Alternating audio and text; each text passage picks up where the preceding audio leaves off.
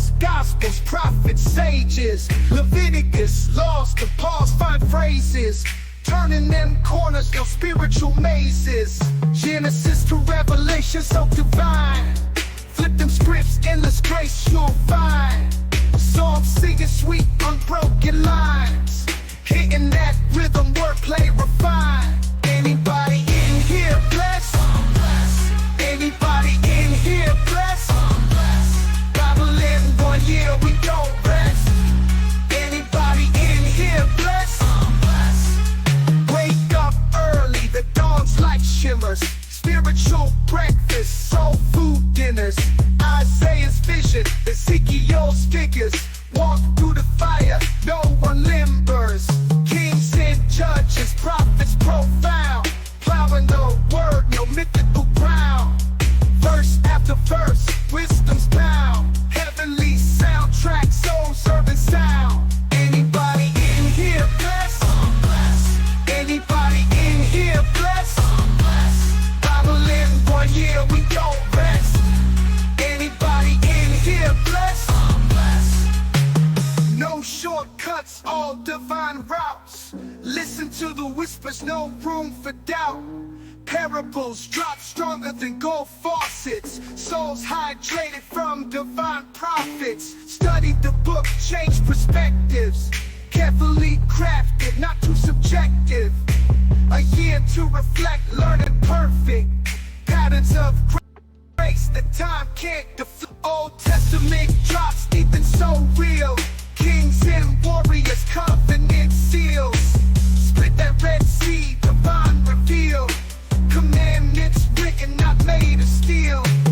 Bethlehem birth to cross on the hill. Unfolding the nappy blessings, pastor with skill. Scripture flip, every verse fulfilled. Through the word, every verse, every chapter, nothing unheard. Everybody in here blessed, I'm blessed. Everybody in here blessed, I'm blessed.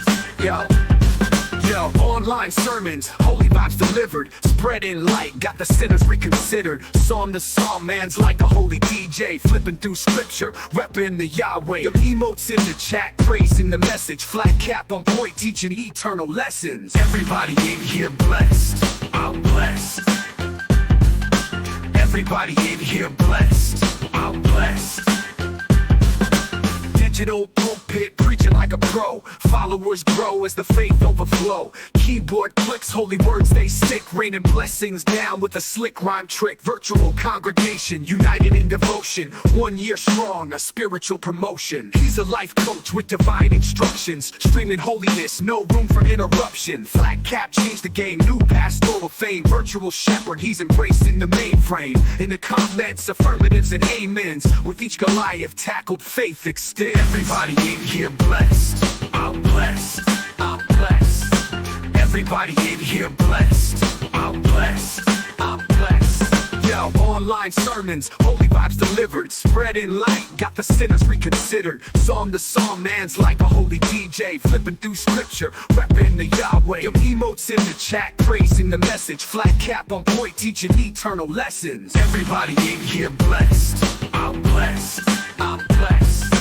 Everybody in here blessed, I'm blessed, I'm blessed. Digital pulpit, preaching like a pro. Followers grow as the faith overflow. Keyboard clicks, holy words they stick, raining blessings down with a slick rhyme trick. Virtual congregation, united in devotion. 1 year strong, a spiritual promotion. He's a life coach with divine instructions, streaming holiness, no room for interruption. Flat cap changed the game, new pastoral fame. Virtual shepherd, he's embracing the mainframe. In the comments, affirmatives and amens. With each Goliath tackled, faith extend. Everybody in here blessed, I'm blessed, I'm blessed.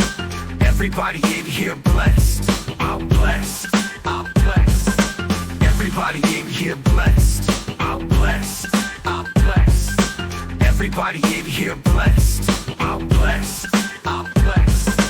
Digital pulpit, preaching like a pro. Followers grow as the faith overflow. Keyboard clicks, holy words they stick, raining blessings down.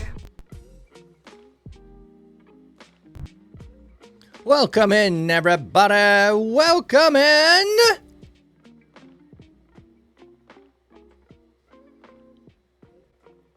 All right, I'm going to have to play with the sound here to get this adjusted. I cannot hear the music. You know what? The music is not showing here. That's interesting. Okay. I thought this was going to double. The music was coming through. Apparently, the music is not coming through. Oh, no, now it looks like it is. It was just on a pause.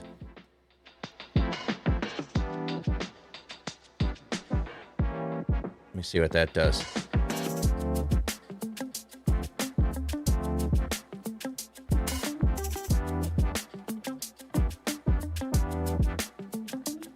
Is it still good there? Or does that go out? Okay, because I'm not monitoring. I'm not listening now. Okay, let me just turn it down then.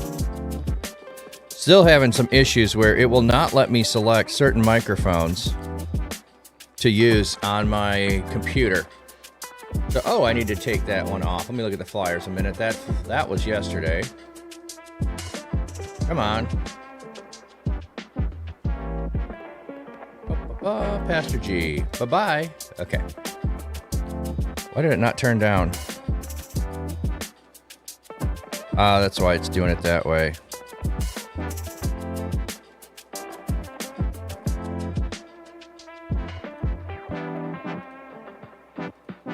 There we go. There we go. All right, that sounds good. So yeah, like I've got a list of microphones. It will not select them. Or if it does, there's no sound, and I don't understand why. Do not understand why. Oh, wait a minute. Let me just look at this a minute. Let me change it to that. What do I see? No, it's showing it's going out there. Okay, so that's not it. All right, anyway, I figured a workaround. So we're good. I think I figured out what I'm doing. I think I figured out what I'm doing. It's not a good thing to say. Okay, I can get this off. And I did see your question there, Poe. Your personal view on baptism. It depends on what aspect of baptism you are talking about. Oh, by the way, was it? No, it's going to be, oh. It's hiding behind there, is it not? Okay. Okay. So I don't think it matters what method you use for baptism. And if you don't know, there are 3 primary methods for baptizing. One is sprinkling, one is immersion, and one is pouring water. Maybe you've not heard of pouring water. There's some denominations that's their primary way for doing it. So I don't think that the method matters, nor do I think it matters when it happens.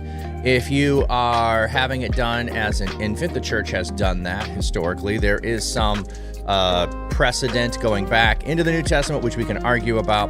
And there's also some information. I wish I could find this again. I, at one point, had it, and I read about it, that there was some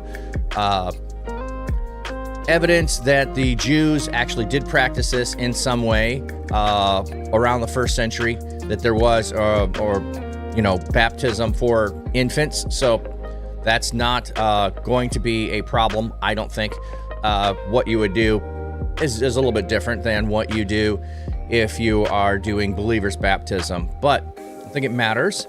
I also would think once is all you need to have baptized. You don't need to do it again. Now, on that line of only doing it once, I'm not saying you can't do a renewal of your baptismal vows and or a celebration of them, just like the same way if I'm married to my wife and I want to do a renewal of a vows ceremony. It's not that the first one was invalid, it's that I want to celebrate it again. So that would be the direction I would go with if you want to get baptized again. Or you could do it on a recommitment of vows. Like, yes, we've had some struggles. We're going to recommit to this relationship. You could go in that direction. So, method doesn't matter.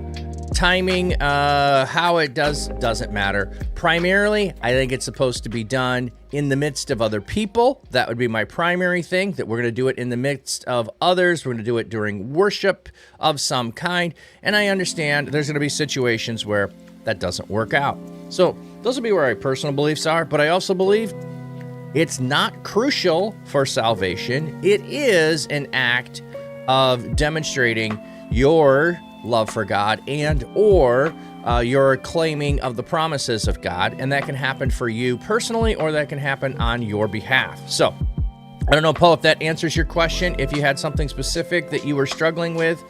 And I'm going to say, those people that disagree with me, it doesn't bother me if people disagree with me. I don't think it's that crucial of an issue. The only thing is that we're told to do it, and if you're not doing it, then I have an issue. So welcome in, Poe, by the way. Glad to have you here. Looks like we got a little bit of sun today. Look at the little rainbow effect going, and you can see it on the hats too. The rainbow effect of sunlight coming in this morning.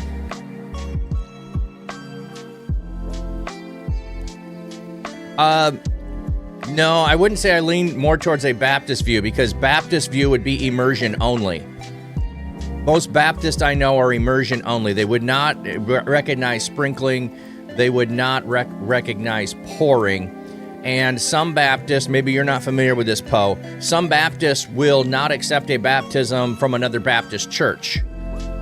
You have to be in their church and be baptized in their church, and they will baptize you as many times as it takes.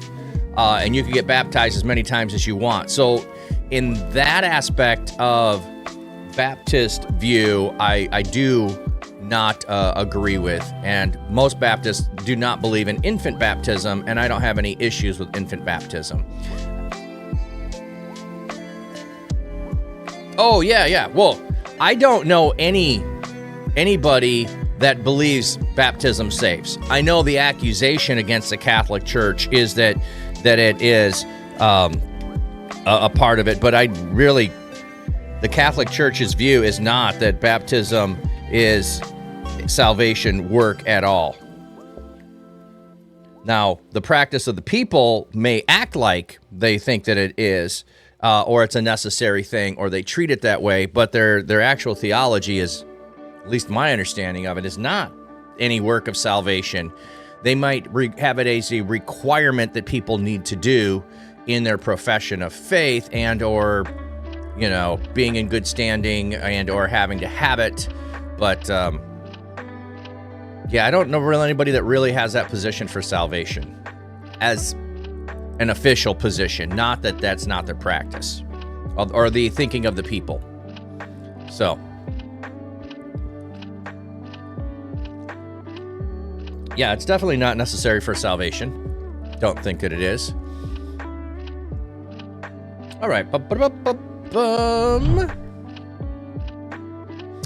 Correct you if you're wrong, but isn't that the Presbyterian view? No, it's not. That you must be baptized to be saved. No, you're kind of confused on that view. No, there it is. Second, let me get this off the screen. I clicked it to add. There we go. Where is the image? Okay. No, the Presbyterian view is that when you baptize your infants, it is claiming God's promises, that there is a agreement, a continuation, if you will, between the old covenant and the new covenant. So in the old covenant, those things that marked you as a member of the covenant was circumcision. You made no decision in that process. You only made the decision to follow God as you grew up, and you could either live up to the circumcision and being part of the community of God, or you could not live up to it. In the same way, Presbyterians will, and Reformed and others who do infant baptism, the view is that you are claiming as a parent the promises of God in faith that your child will grow up to know and love God and know and love Jesus. So it is a claiming of the promises of God is why you would have infant baptism. And it is not salvation in any way. Some will practice the thoughts of the idea, some will have that if my child isn't baptized and they die, they can't go to heaven. They will have that thought. in their mind. And that's not necessarily Presbyterians. That might be some Catholic. It might be any other denomination that does infant baptism, that the people in the pew might believe if their child dies without baptism, they can't get into heaven. So you'll baptize them in order to do that. But that is not the theology of the church. The theology of the church is simply that you're proclaiming the promises of God, therefore you baptize your infants as a practice. And if you go to the New Testament where it says the Philippian jailer, he and his whole household was baptized, there are several places where the whole household is baptized. So, okay, I'd say right now, in your walk, you lean with the Reformed Baptist view, and you'd say the Presbyterian view, but more so Baptist view right now, but both are fair to me. Yeah, and I would agree, as long as you are not thinking that, well, let me put it this way. I'll put it a different way. If I were baptized as an infant with parents who believed it was salvific for me, but I later grow up and I choose to follow God and follow Jesus, it doesn't matter what my parents were thinking when it happened. They could be wrong in their reasoning for having me baptized. That could be totally wrong. And I can still be fine, and I can still be fine with God. They can have right motives, but wrong understanding, and I'm still in good standing with God. So I also would say I could have and go to believer's baptism, waiting until I make the faith and believe, and then get baptized. And then I could turn away from the faith, and then my baptism doesn't save me either. So yeah, it's an interesting thing. Partly, well, and I guess one of the places where it is really prominent and important is when you are in a persecuted country. If you are in a persecuted country where my acknowledgement as a Christian is the potential to get me ostracized from my family and or killed, and or ostracized from all of society, and my livelihood taken away from me, and or my life taken away from me, then baptism is a really serious thing, because baptism is a turning point at which I have professed this, and I've professed it publicly, and as soon as people find out about it and that I've been baptized, all of those threats become real. And in those countries, you usually go through a process of, depending on the country, a year-long process before you're fully committed to being baptized, and then they'll baptize you.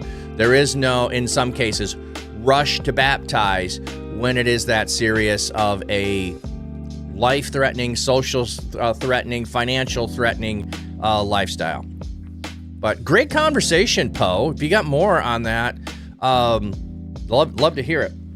And I love the wrestling through. I am always of the position of let's wrestle with it, then let's just openly accept it without thinking about it in any capacity. You know what I'm going to do? Let's do this a minute. I'm going to move this around. Oops, wrong thing.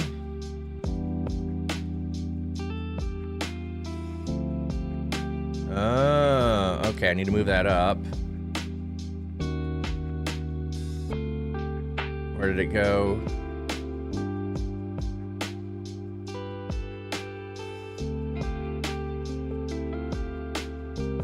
There we go. Just putting that, let me...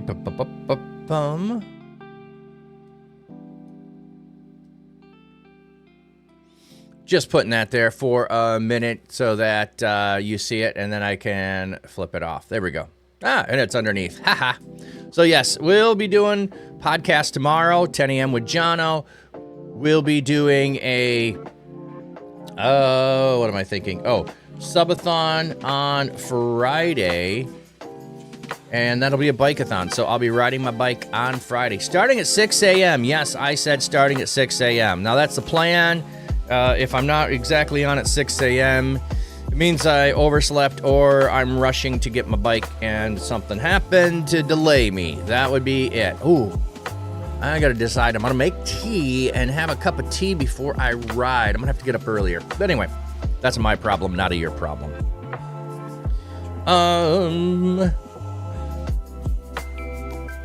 I will add one more thing, Poe. I really like using every mode of baptism, and I have used every mode of baptism. There is, and I love the imagery of immersion with the buried with Christ in crucifixion and death and raised to new life. That is a beautiful imagery of going under the water, symbolizing death, and coming out of the water, symbolizing new life. I love that. I also love the pouring, and pouring to me is a sign that connects with the Holy Spirit.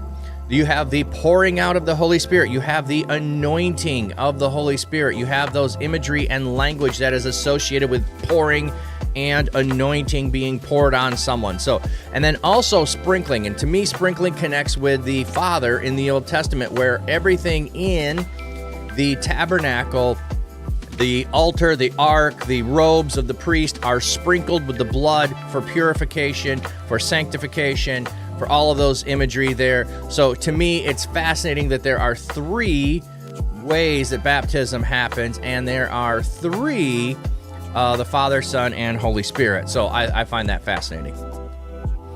Tomorrow, good morning, Pastor. Lou says, welcome in. We got a crowd going this morning. Yeah.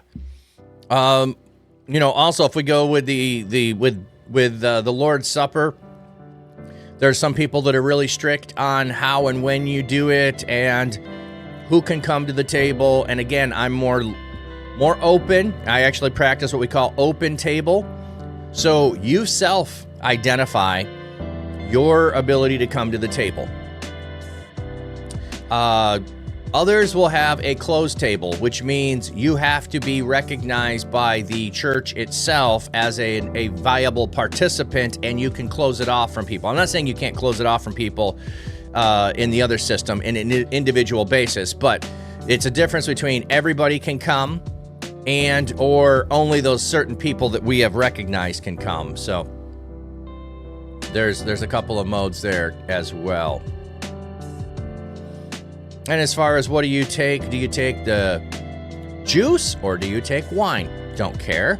Do you have a wafer or do you have leavened bread? Regular bread, not unleavened bread.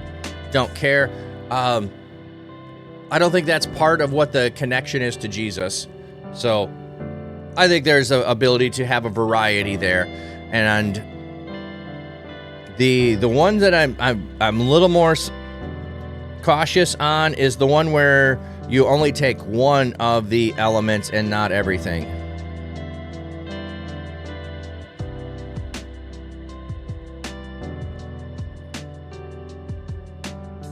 Good question. Real presence, spiritual presence, or remembrance. I'm going to lean into, of those 3, it would be closest to spiritual presence because it's more than remembrance. And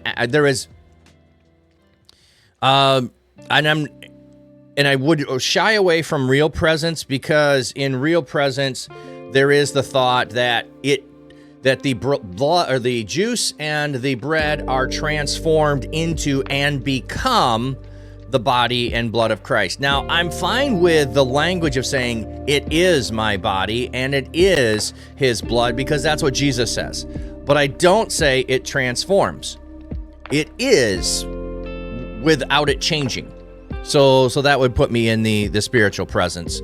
I also think there is a viable, when we think about it and we understand it and we focus on it, a real connection with all believers in all places, in all times, with being communed with, connected with, part of the body, with all people in all places in all times who are partaking in it, which to me really only happens in a spiritual presence, that Jesus is present, that the Spirit is present, that the Father is present, every place and all times that it's happening, and we some way are connected with that in our partaking. So, if that's a little bit too heady of an understanding, if it's too much of a, well, that sounds great, but I don't feel it, that's okay. I don't think we have to feel it when we experience that. Poe, love the conversation. Thank you for that, and the questions. And you know what? The other thing is if you're a real presence person, I respect you, and often real presence are some that have a closed table, because If you don't really believe, then you are eating and drinking condemnation to yourself. And or they will have a very specific thing that you do with the bread and the cup afterwards of a proper way of getting rid of it. You don't throw it in the trash. And then with the remembrance, to me, it's just a little bit too less of a thing. But if you're a remembrance, it's good because Jesus did say, do this in remembrance of me. So we're doing that. So it's not denying that, and all of us will do in remembrance of Jesus. But anyway, pretty cool conversation there. All right. By the way, we are in Job, so let's get over to Job. Job 22 is what it looks like.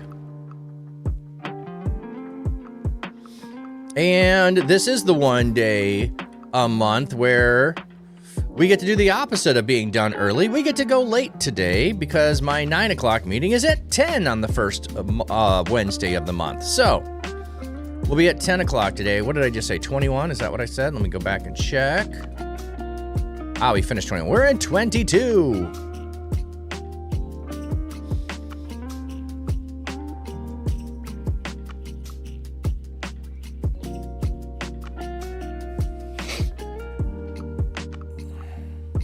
You lean in between of spirit and remembrance because you think it needs to be treated way more sacred than just bread and wine because it's part of it. Yeah. Yep. Yeah, and I'm not, that's a great way to put it. I'm not dogmatic about it either. I think that those who want to treat it on one extreme, and I don't mean extreme, I just mean one end of the spectrum.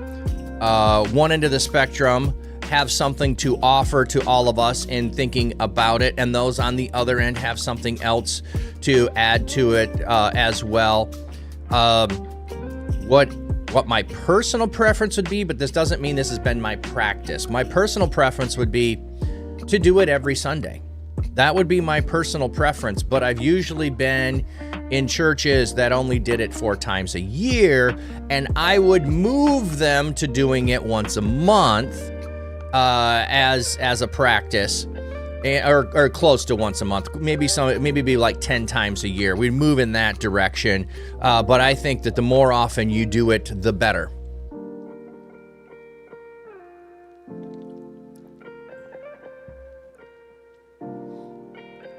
Sean and Julie, that is one of the reasons why you love going to the Episcopal Church. You do it every Sunday. Yeah.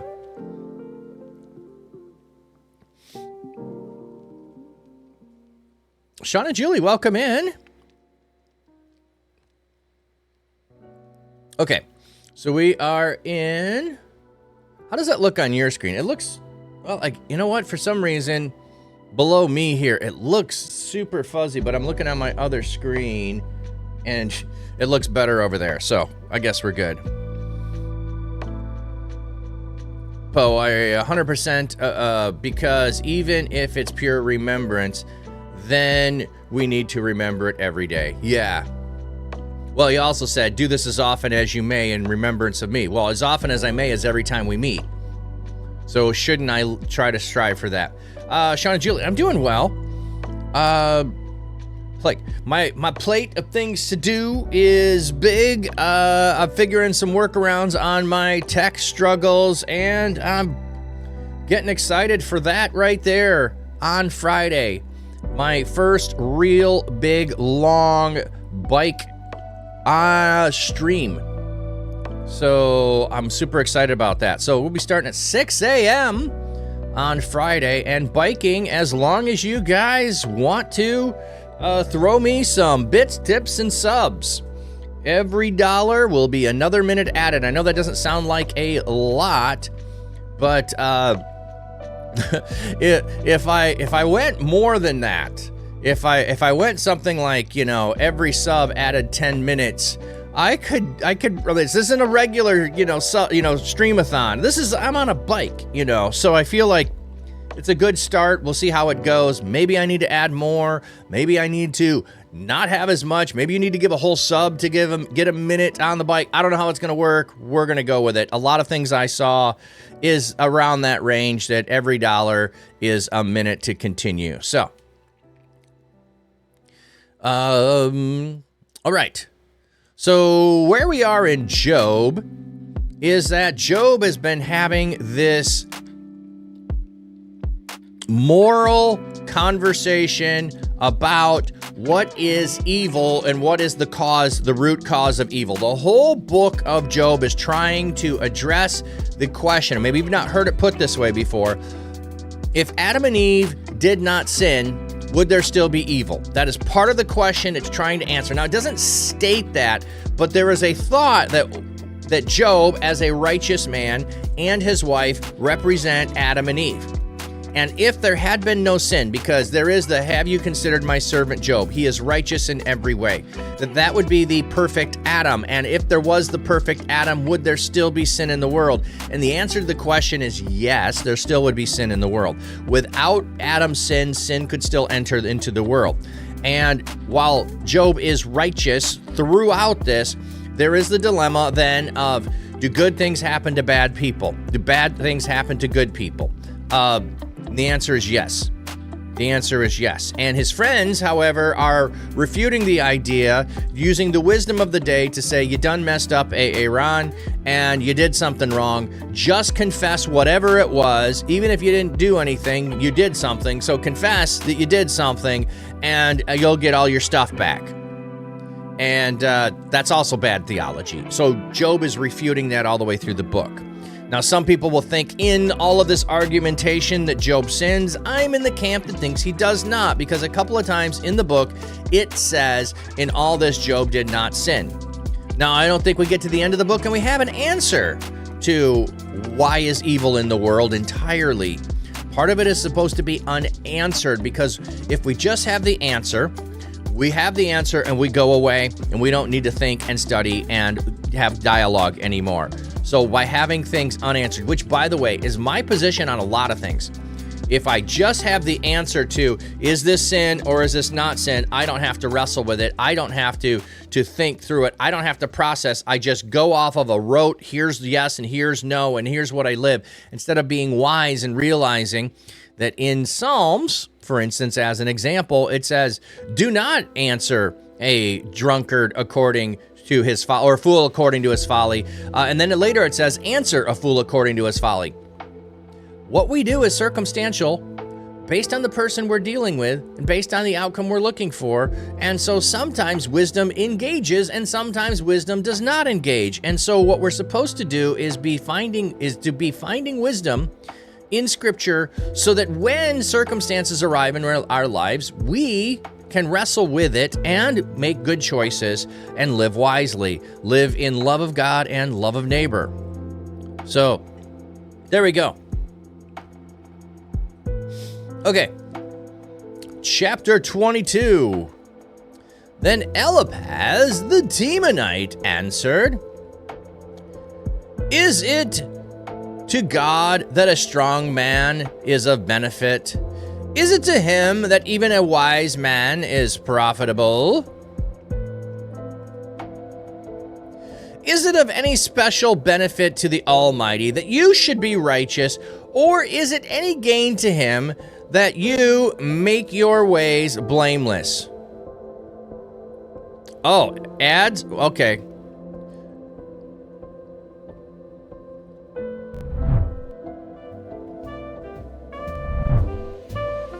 Oops. There we go. Fish pond calm and glassy clear. View it all right from here. Dapper man with sax in hand plays tunes by his quiet land. Acoustic guitar in the breeze serenades the fish with ease. Watch the fish, they swim along to the rhythm of his song. Flat Cat Pastor shows the way. Stream it live, come what may. Hey, sorry about the ads. They snuck up on me. I thought it was saying ads start in 2 minutes or 3 minutes, and apparently it was ads were already starting. So apologies for that, everybody. Thanks, Lucis, for the heads up. Sometimes the timing on those does not match with everything that it tells me, which is weird. Like, it'll say ads starting in 2 minutes and the ads actually start. So I don't understand why it does that. Anyway, there we go. Looking at the fishies. Beautiful sunrise today. Got some nice rays of sunshine there on Waiwis.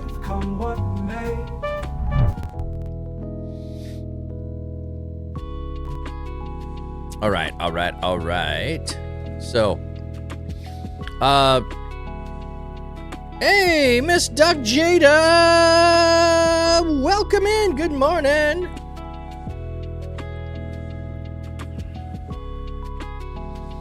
Okay, so his friend is asking him the question, if someone is strong, does that benefit God? If someone is wise, does it benefit God? If someone is righteous and blameless, does it benefit God?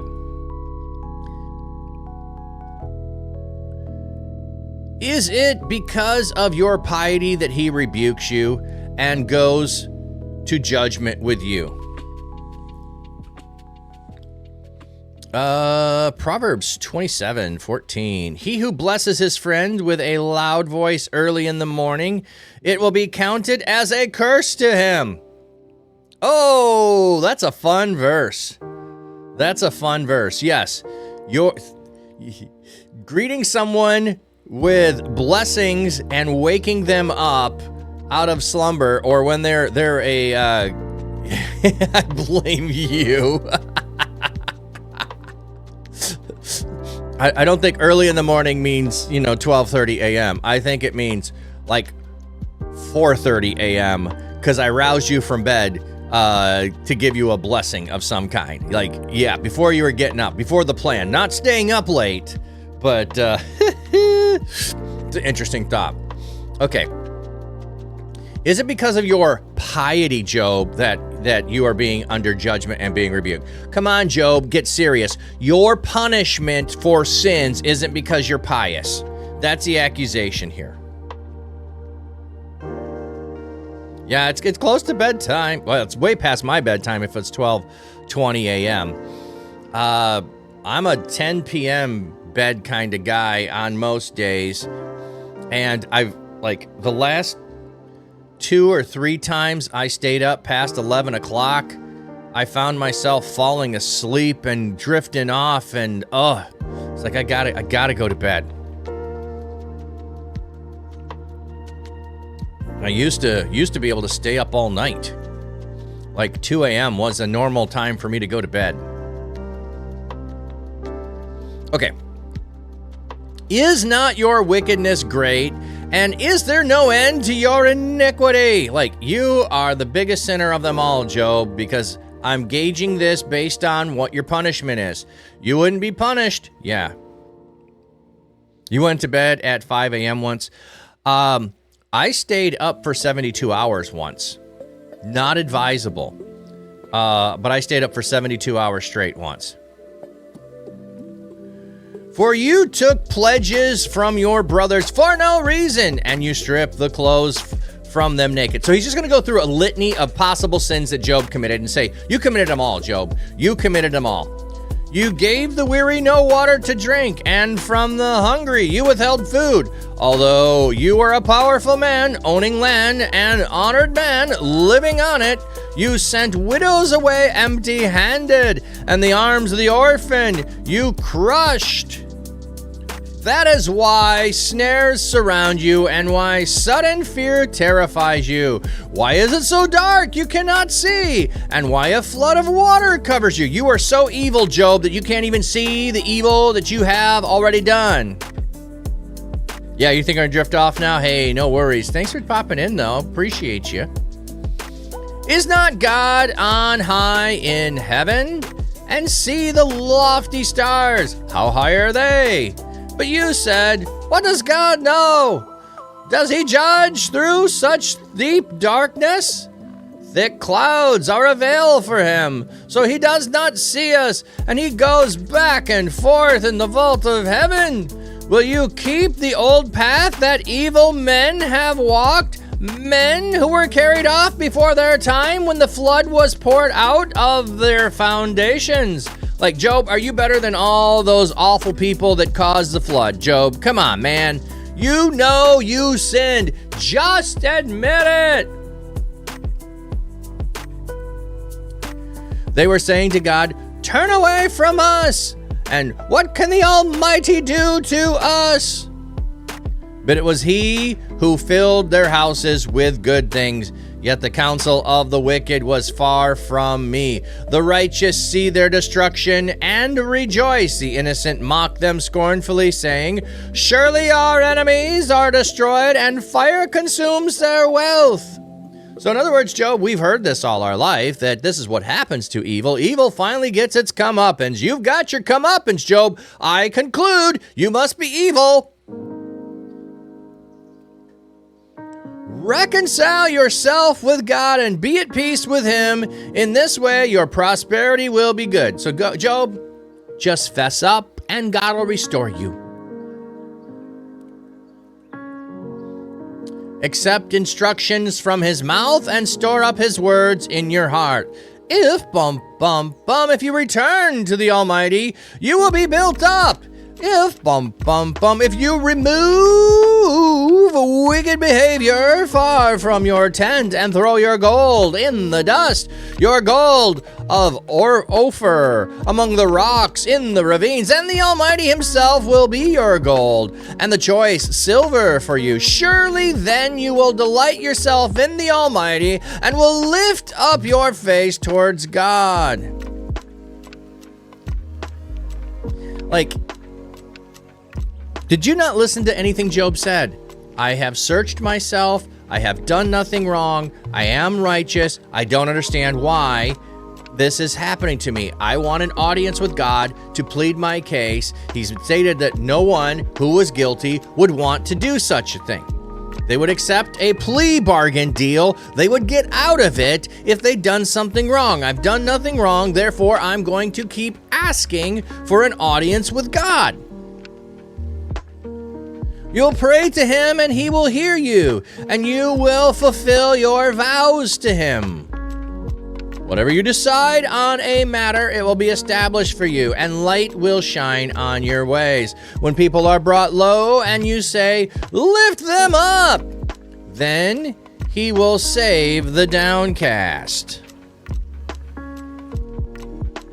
He will deliver even someone who is not innocent, who will escape through the cleanness of your hands. Okay, what do we have here? He will deliver even someone who is not innocent. The Hebrew, which could be taken an island of the innocent, or him that is not innocent, but some have changed the I to ish, the innocent man, offering a different whosoever, and so leaves the text alone. But it has the same idea, secures the same idea in Ugaritic. Okay. Yeah, I think that the idea of he'll deliver anyone, even if they're not innocent, if they just confess.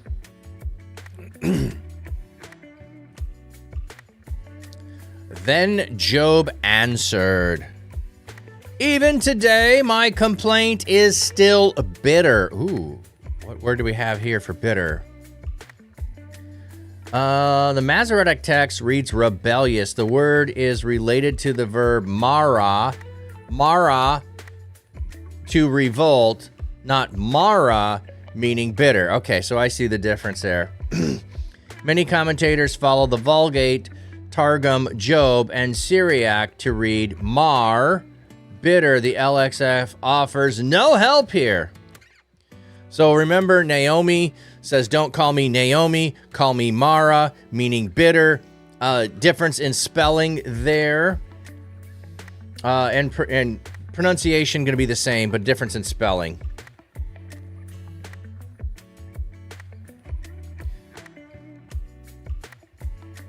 And remember the if you can see them here, the little points underneath. I don't know if you can see that real well. It's super small. Those points underneath are the breath marks. And so They are added later, so it could be added over here that these breath marks could have stayed very similar to the same, and there would be 2 vowels in it on this, and not having the H ended on as well. So it could be Mara, Mara, or Mar. So we got a couple of options there. Okay, and I know that probably doesn't matter to you, but even today, my complaint is still rebellious. Don't like that translation, but it could be. Okay, that's Mary instead of Mara. Let's go see what it says in the translation here. So 23. What word are they thinking it is?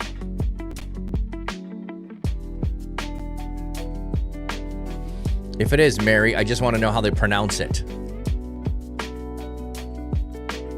Oh, my complaint is bitter. They go with bitter. Oh, but they're just taking Mary and doing it bitter. Okay. I wanted to hear how this one was pronounced. Strong's H 4805. Mary. Okay. Have yourselves a merry little Christmas. Have a rebellious Christmas? What?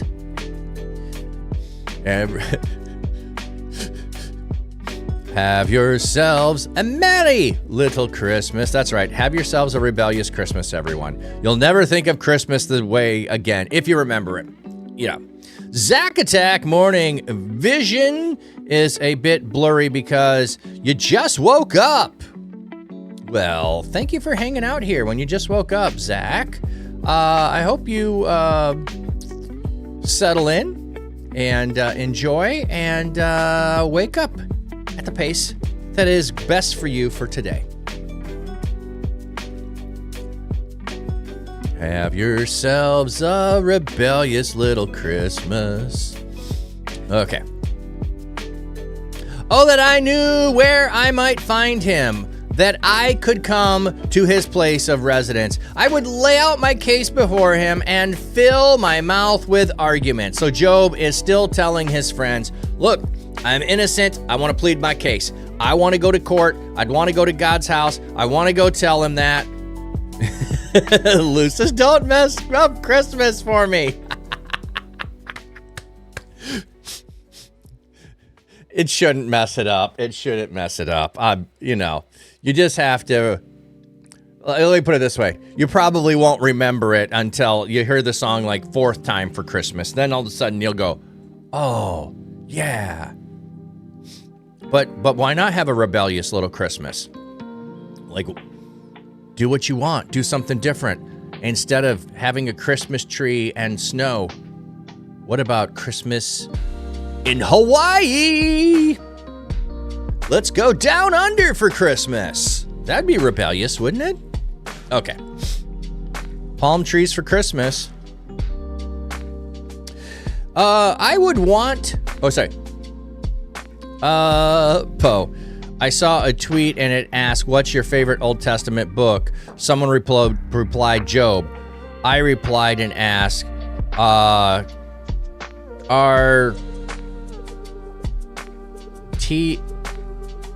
TIY depressed? I'm guessing, are you depressed? Just kidding. Great book. It puts disaster into perspective. I would say, like, for me, when life is hitting the fan, that's not actually the expression, but I'll just use it. When life is hitting the fan, that's a good time to read Job. It is a great time to read Job, because when you are feeling that I did nothing wrong for all of the wrong to come upon me, Job is a comfort. It's fantastic. But yeah, Poe, exactly. I got the warning in seminary. Be careful, don't go read Job, because if you go read Job and you ask for the patience of Job and all of that stuff, God will give you reasons to have the patience of Job and things along those lines. And I'm like, that may have been decent advice, but would have been better advice is to say, hey, when your ministry gets rough and your life gets turned upside down, it's time to open up the book of Job. Because in those moments, I feel, and this is me, it might not be always the same for everyone else, I feel Job brings me comfort that I am not alone in my struggle. I am not alone in my sorrow. I am not alone in the calamity that has befallen me. So that I take lots of solace in Job. I also find lots of solace in Job's replies to his friends. I mean, woo! Both barrels sometimes, letting them have it. Okay. I would know what words he would answer me and understand what he would say to me. Lou says, we were in Florida around Christmas season and your middle daughter was saying, this is wrong, fake snow, palm trees, decorating Christmas on a hot day. Exactly, that's what I'm saying. So you have had the rebellious little Christmas already. That's all I'm saying.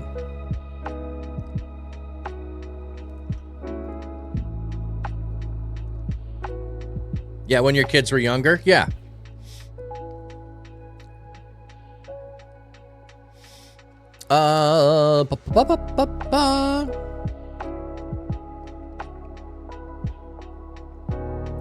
Would he contend with me with great power? No. He would only pay attention to me. Like, you're saying God is going to come against me with more vengeance and punishment, and Job is saying, no, he would listen to me. He would listen to my complaint. That is what God is like. He wants to have a conversation with us. Okay, sorry, this is... Sometimes I get bothered by things not being exactly where I want them to. There, that looks better. The video was leaking outside of the box and it was bothering me, so I guess it's still a little bit on the bottom there. I don't know. I don't know why at times my brain will go get OCD about something like that, and it just will fixate on it and distract me. I didn't quite get it. And you're probably going, I didn't even notice until you brought it up. And that's probably true. There we go. And I don't know why today it bothered me. I know I've seen that the last week and did nothing about it. Okay. What do we have here? The verbal clause, he would pay attention to me. Job is saying that God would not need all his power. He only needs to pay attention to Job's complaint. Oh, Zach Attack. Tip of the cap, my friend. Tip of the cap. Poe, but with Job, should I be taking away from it that God allows bad things to happen because, well, he simply just can, and it's beyond our knowledge? Ooh, I'm trying to think, Poe, if I would say it that way. Some people would find that as not a satisfactory conclusion to Job. I would come away with a slightly different understanding than saying it that way, but you might still say it that way.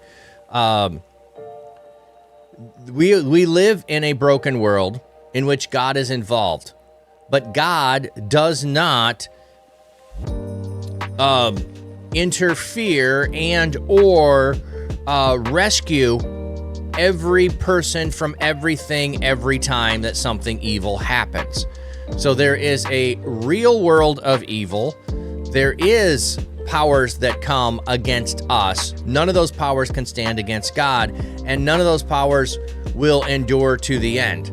So that's what I'm saying. I think I would say it a little bit differently than that.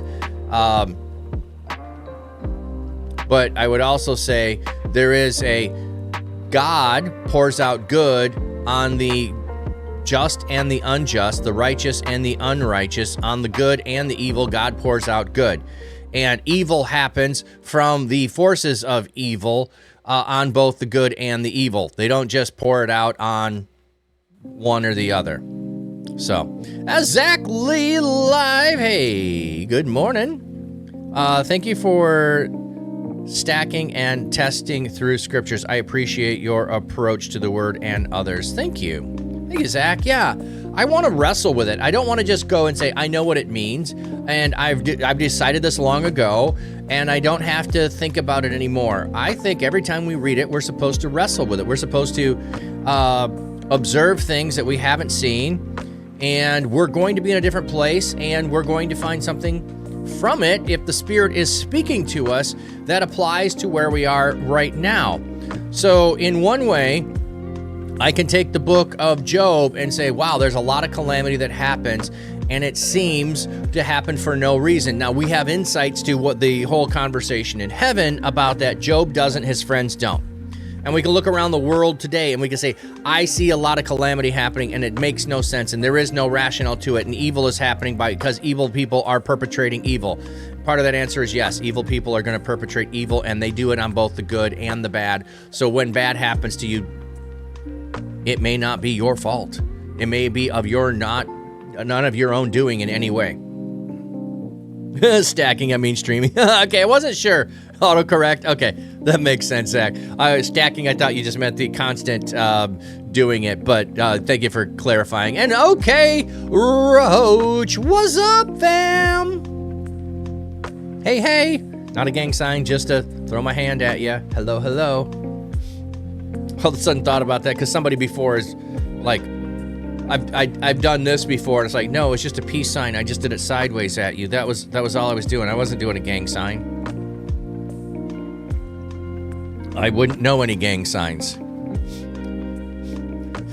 In the words of what is his name? Boy, escaping me. I was a movie producer. Any club that would have me a member is not a club that I would want to be a part of. I can't remember who said that. I love that quote. So any gang that would have me a member as the gang is not a gang that I want to be a part of. Sunshine. Hey, welcome in. You're right. Job does answer the question of why bad things happen better than any answer you've heard. Fight Club. No, it wasn't Fight Club.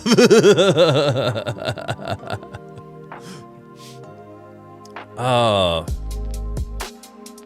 My brain is saying Woody Allen, but I don't know if that's the right person. Anyway. We don't talk about Fight Club, exactly. Okay. Would he contend with great power? No. Oh, add start in 5. Okay. Wow, time is flying today.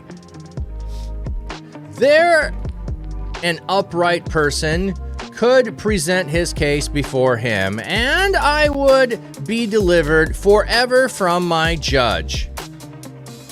If, if I go to the east, he is not there, and to the west, yet I do not perceive him. In the north, when he is at work, I do not see him. When he turns to the south, I see no trace of him. Like, I am pursuing where is God at work. I can't find God.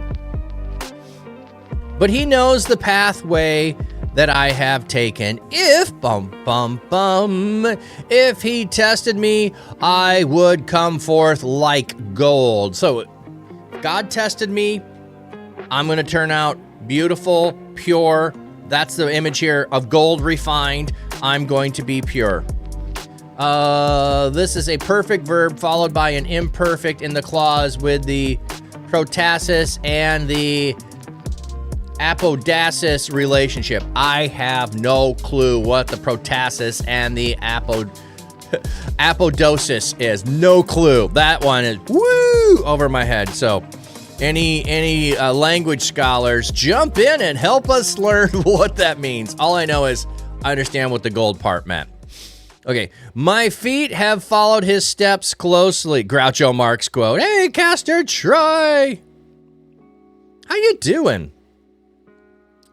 My feet have followed his steps closely. I have kept in his ways and have not turned aside. Okay, so your path, your step, your walk is what was important. This is your way of life. Your path, your step. I've not turned aside. I've not left the righteous path. I have not veered off the path. I am following after God. I love that imagery. I wish we focused on it more of... And Jesus uses this as well. There is the narrow path and there is the wide path, and following the path and not turning aside. I have not departed from the commands of his lips. I have treasured the words of his mouth more than my allotted portion. So I have treasured his words even beyond my capacity to follow them. I do them all. He is unchangeable, and who can change him? Whatever he has desired, he does. So I can't change God. Like, I'm not trying to. Just trying to get an audience with him. For he fulfills his decrees against me, and many such things are his plans. This is why I am terrified in his presence. When I consider, I am afraid because of him. Indeed, God has made my heart faint. The Almighty has terrified me. I fully understand the power of God. Yes, I know what I'm asking. I want an audience with God because I'm innocent. I am not disrespectful of God for asking this. I'm terrified because of the power of the Almighty is all infinite power. Yet I have not been silent because of the darkness, because of the thick darkness that covered my face. So there is this dark chasm that is preventing me from finding God and hearing an answer. This doesn't mean it's an actual thing and that God is abandoned. He is talking about the way he feels. This is how he feels. This is what it feels like in his circumstance, in his life right now. He's being honest with God. I love Job for this because there are so many people that I think feel they can't be honest with God. I can't go confess these things. I can't unburden myself from all the horrible thoughts that I have in my head or the deeds that I've done, and God can handle it. God can handle it. One of the other places that wisdom shows us that God can handle it is going to Lamentations and imprecatory Psalms. I am crying out with what my sinful heart desires as vengeance upon my neighbor. I'm giving it over to you, God, so I won't carry it out. So, all right.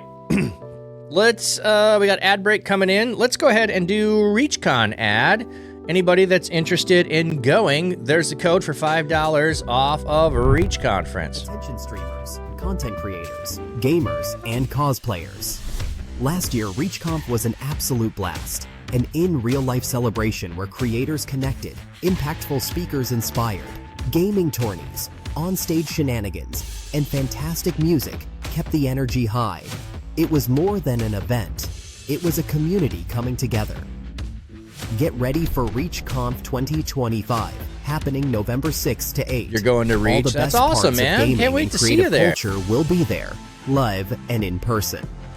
Last year, we hit capacity, and even with increased numbers this year, tickets are sure to sell fast. Don't miss your chance to be part of the ultimate IRL experience. Grab your tickets now and join the movement. The video is so fast. One of these days, I'm going to stop and count how many times I appear in the video. I know I've counted, 3 at least, but there might be more. All right, time to get up and stretch. See the ripples, watch the flow, hear the music, gentle glow. Flat cap's charm and calming tone makes the fish feel right at home. Watch the fish, they swim along to the rhythm of his song. Flat cat pastor shows the way, stream it live, come what may.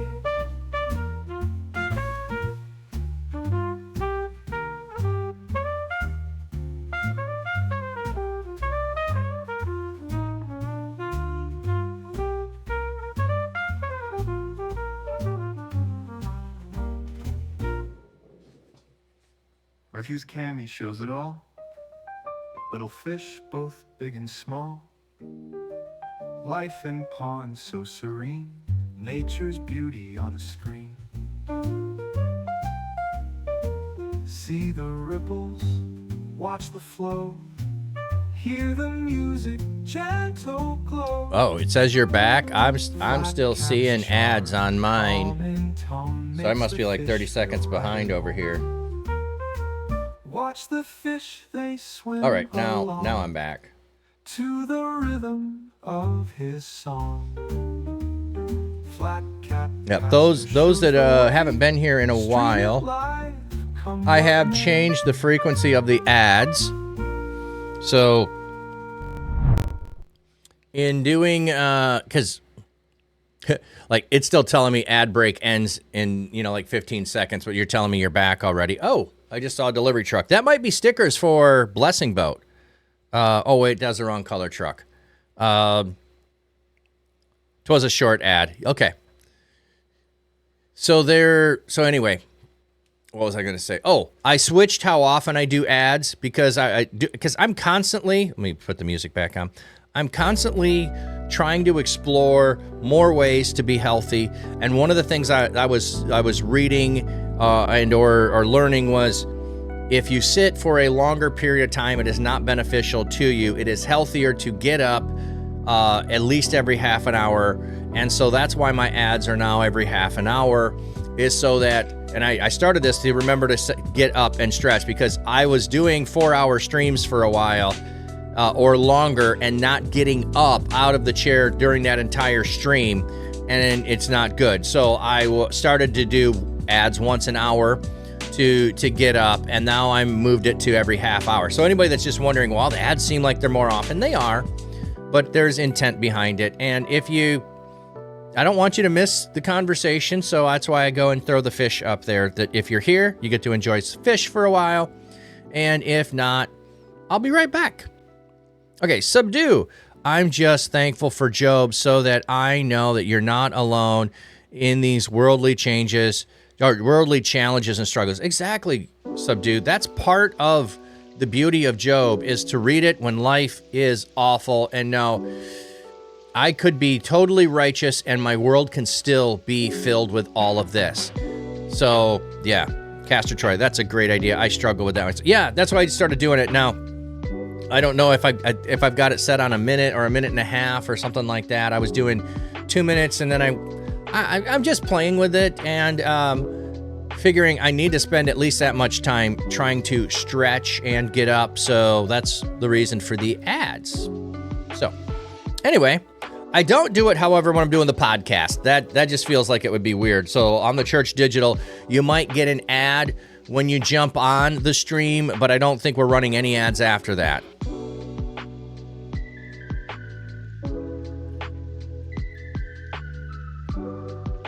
You just thought I was trying to get more ad money. Well, the ad money doesn't add up really quick. So if it does add up eventually, it would be yearly that it would add up. It's not going to be monthly that it adds up to anything. But that's why I like to explain the reason for my ads. If I'm trying to get more money, I need to, just jokes. Oh, I know.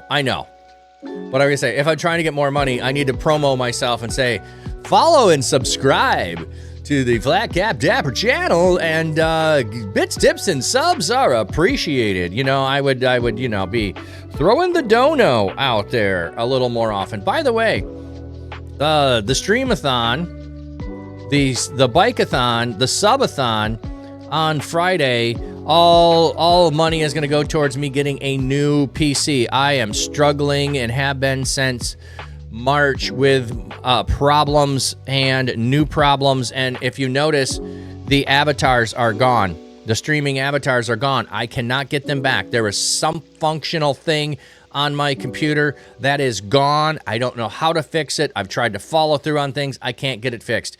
I can no longer do Zoom and or control my camera. It's this, and that's all it is. I mean, the software will not run for my camera anymore. There's something that's malfunctioned that isn't there that I can't get changed. And then I've got microphones settings that will not work. So it's time for something new. Yeah, extra $2 a month. Let's go. There we go. Okay, on to chapter 24. Job is not done. I love, by the way, if you haven't noticed this, Job gets 2 chapters and his friends get 1 chapter of rebuttal. They don't have much to say. Job is constantly coming from the heart and talking in wisdom. They are giving wisdom of the day, which just doesn't measure up. So in proportion, there's that whole thing, which is fantastic. Okay. Why are times not appointed by the Almighty? Why do those who know him not see his days? Men move boundary stones and seize the flocks and pasture them. Okay. So he's throwing back the accusations around evil people. He's throwing the accusations back around evil people. People who move boundary stones. Like, here's the things that are really, really awful. You mentioned some things. I know what's evil. They drive away orphans' donkeys. They take widows' ox as a pledge. They turn the needy from the pathway, and the poor of the land hide themselves together. Like the wild donkeys in the wilderness, they go out to their labor, seeking diligently for food. The arid Rift Valley provides food for them and for their children. They reap fodder in the field, and they glean in the vineyard of the wicked. They spend the night naked because they lack clothing. They have no covering against the cold. They are soaked by mountain rains and huddle in the rocks because of the lack of shelter. The fatherless child is snatched from the breast. The infant of the poor is taken as a pledge. They go about naked, without clothing, and go hungry while they carry the sheaves. They press out the olive oil between the rows of olive trees. They tread the winepress while they are thirsty. From the city, the dying groan and the wounded cry out for help, but God charges no one with wrongdoing. There are those who rebel against the light. They do not know its ways, then they do not stay on the path. Okay, I want to go look up the word rebel. We had rebel earlier. Mara. So I want to know if this is rebel there, a repetition of the word. I love the repetition of words. They point to something. They're to draw our attention back to something. Okay, 24:13. Which one are we in? We're in 23.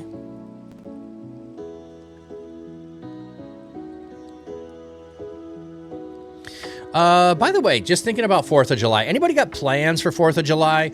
My sons are going out with some friends on a boat, and then they'll be coming over to my house, and my in-laws will be coming over to my house. My daughter's going to my mom's house. So, ooh, by the way, I have in the past, it'll be over on the Fish channel, but maybe I'll put it on here too. I have streamed fireworks displays.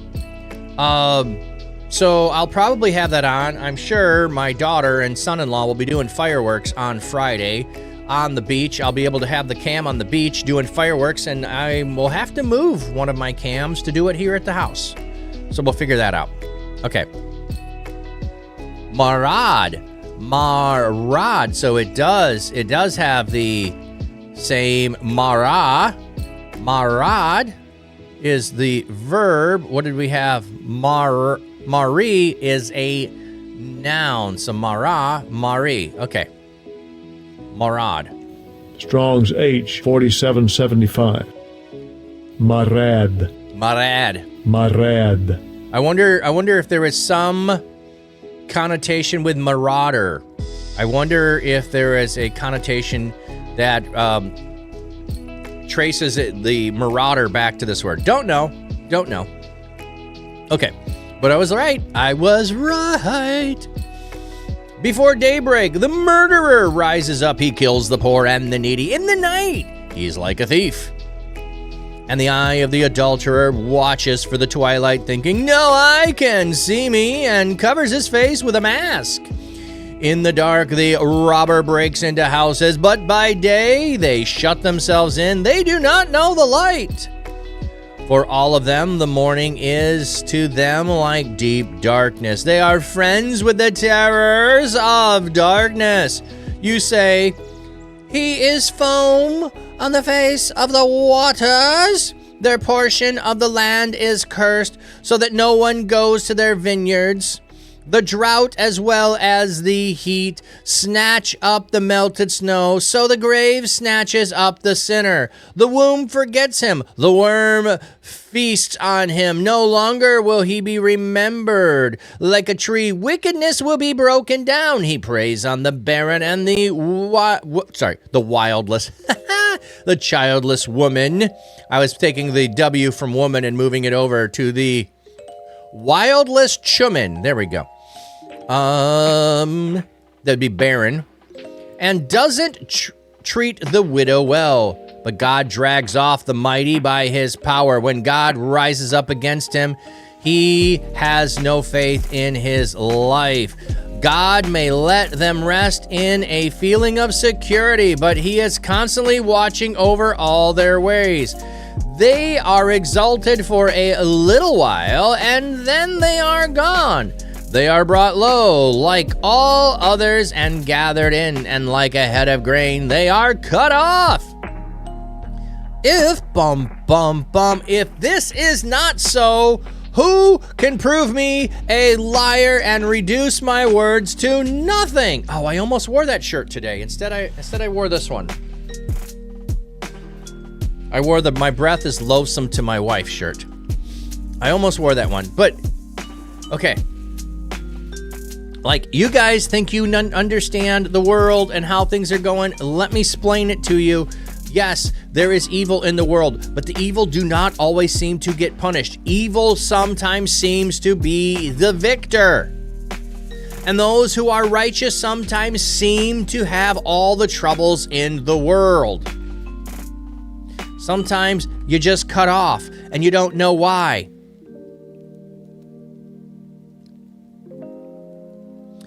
Then Bildad the Shuhite answered, Dominion and awesome might belong to God. He establishes peace in his heights. What do we have? Dominion. Hamshel.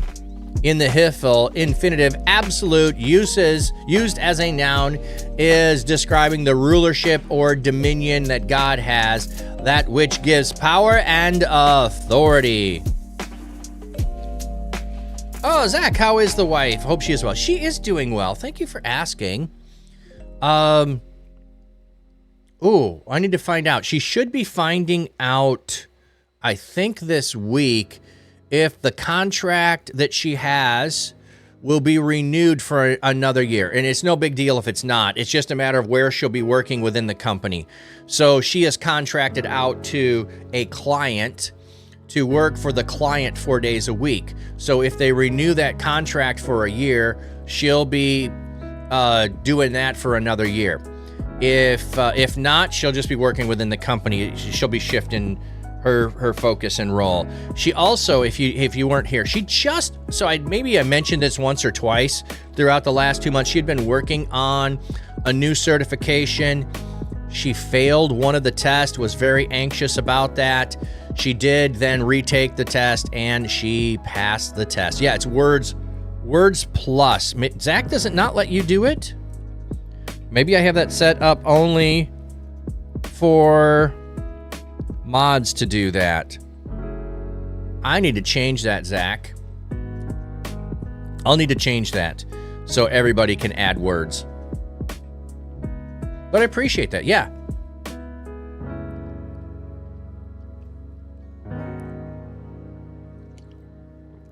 Also, anybody that's here regularly, if you're interested in helping mod and doing things like that, let me know. I'll absolutely add you as a mod.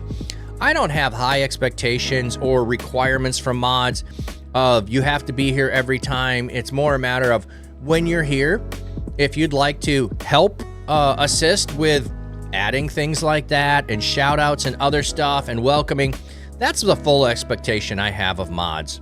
So, all right, I'm going to refill my mug. Oh, by the way, I'm drinking a vanilla chai latte today. I do not do that often, but I had a little bit of condensed milk that I had used for a matcha latte over the weekend, and I saw it was still in the fridge, and I thought, I want to get rid of that. So I'm going with the vanilla chai latte today. It would have been good. I could have added a little cinnamon, but I didn't. That's good. Okay. So we got one of Job's friends opening his mouth and spouting worldly wisdom. I think this is just one of those things, too. Let me just pause here for a minute. Subdue, you were talking about this a little bit. And we were asking the question earlier, what are we to take away from Job? Your well-meaning friends sometimes are numbskulls and they're giving you bad advice. Your well-meaning friends who are not living in the circumstance you are living with are going to give you advice that makes them feel good. It's not going to be advice that actually helps you. Sometimes that's the way people are. They want to butt in and tell you how to fix all your problems when they really don't understand what's going on in your life or that you are not the cause of your problems. I want to clip that. I think that's a good thing to think about. Okay. Dominion and awesome might belong to God. He establishes peace. Yeah, even friends that are able to quote scripture. Oh, totally. Oh, that almost makes it worse, ukulele, if they're quoting scripture at you to tell you you're doing things wrong.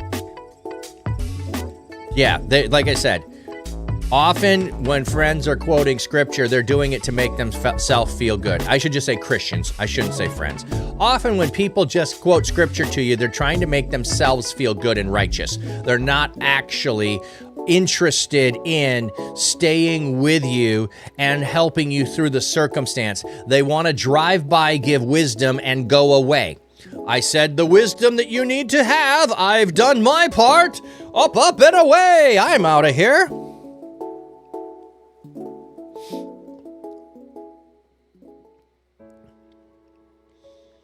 Okay.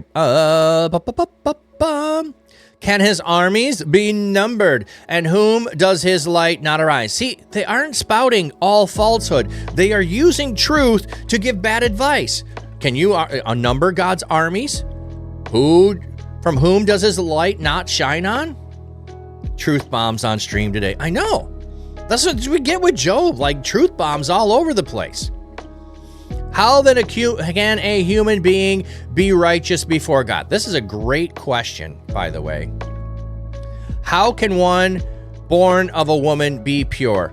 This is a legit question. Ooh, that's a nice Christian uke. Oh, I did not seen that before. Let me see what the footnote has. Bildad does not come up with a new expression. Rather, he simply uses what Eliphaz has said. Ooh.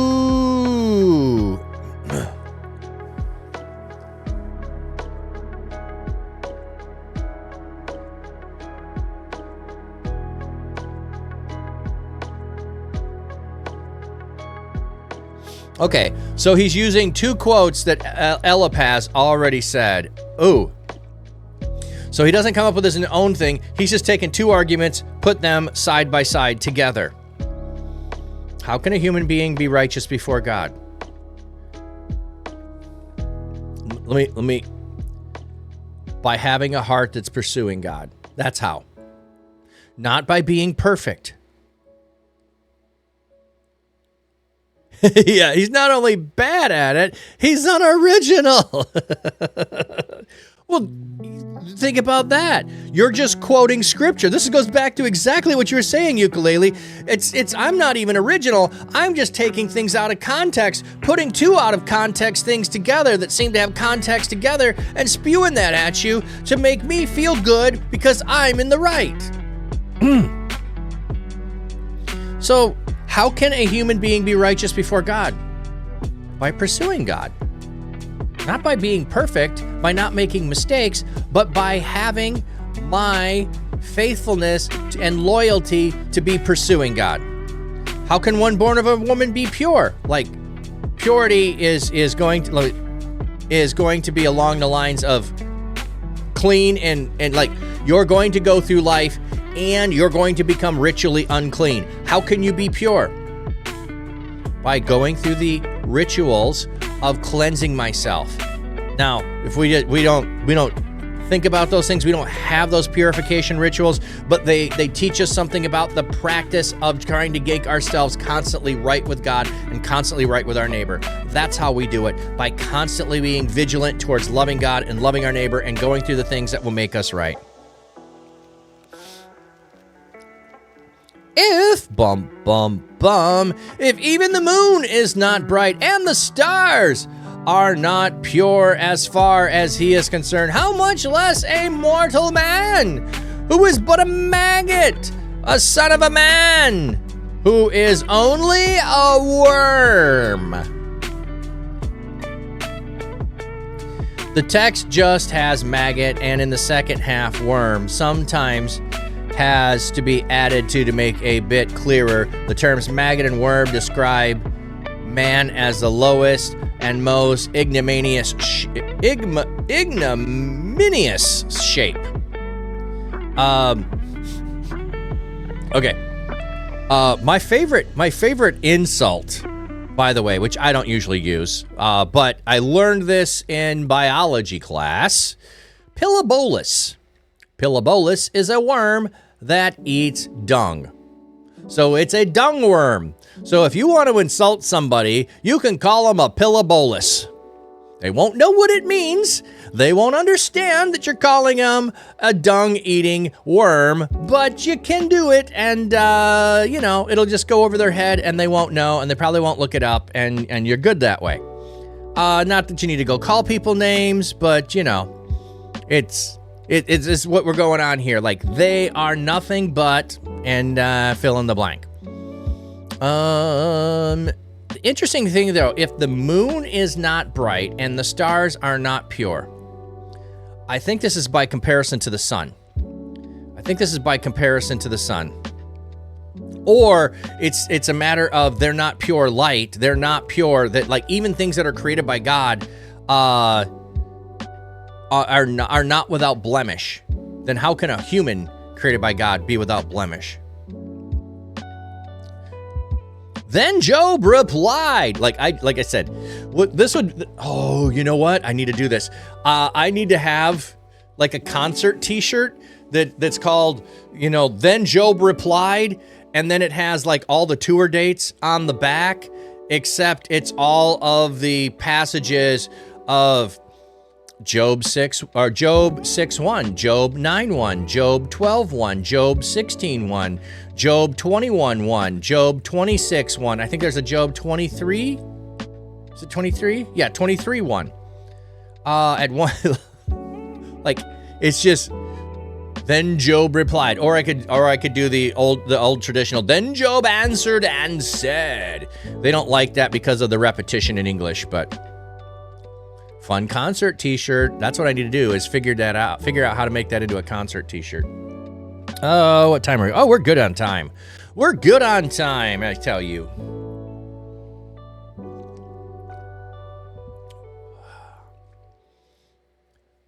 How you have helped me, the powerless. How you have saved the person who has no strength. Okay, someone tells you there's no sarcasm in the Bible, you take them right here. The powerless is an expression here by the negative before the word strength, power. He who has no power, the arm with no strength, here to the negative expression of serving the relative clause to modify arm. Okay, so the outstretched arm is the arm that has power and strength. So the no outstretched arm is no power and no strength. Supersonic Cat Jam. Yes, total sarcasm here. How you have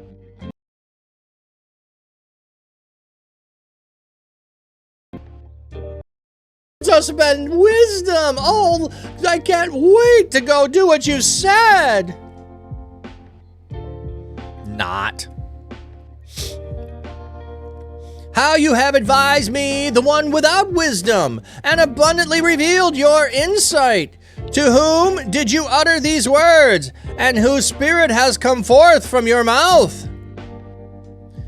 The dead tremble, those beneath the waters, and all that live in them. The underworld is naked before God. The place of destruction lies uncovered. Oh, audio cut out a bit. Yeah, that's another reason I need a new computer. I can't find the reason why it's doing that. Every once in a while, the computer disconnects the microphone. I can't find a rhyme or reason to it, and it reconnects. The podcast yesterday when I was doing that, every time it would disconnect, I had to go into the collab together and change the microphone back because it would go to default mic instead of the mic that I had it set on. So, yeah, thanks, Zach. I don't think you missed anything, but I'll just back up. The dead tremble, those beneath the waves, and all that live in them. The underworld is naked before God. The place of destruction lies uncovered. He spreads out the northern skies over empty space. He suspends the earth on nothing. Okay.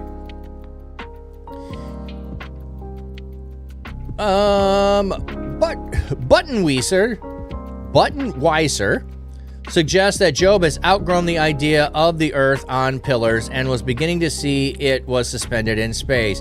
He will still refer to pillars, but in 11 he'll still refer to pillars. Yeah, I don't see that, but I'm just pointing out here, some will use the ideas of Job to argue that there was revelation from God explaining the world and how it was, and I don't think that that's the point. There is the explanation of God in control and power, and that God is the one who created, and God created with purpose, as opposed to all of the other stories that people have about God's creating that are accidental and that are without intent or purpose. God creates with intent and with purpose and does it deliberately, and he is in control. Whether he's saying suspended the earth on nothing or later talks about pillars, these are ways of describing God more than they are ways of describing the earth. He locks the water in his clouds, and the clouds do not burst with the weight of them. He conceals the face of the full moon, shrouding it with his clouds. Oh, ad break ends. Sorry.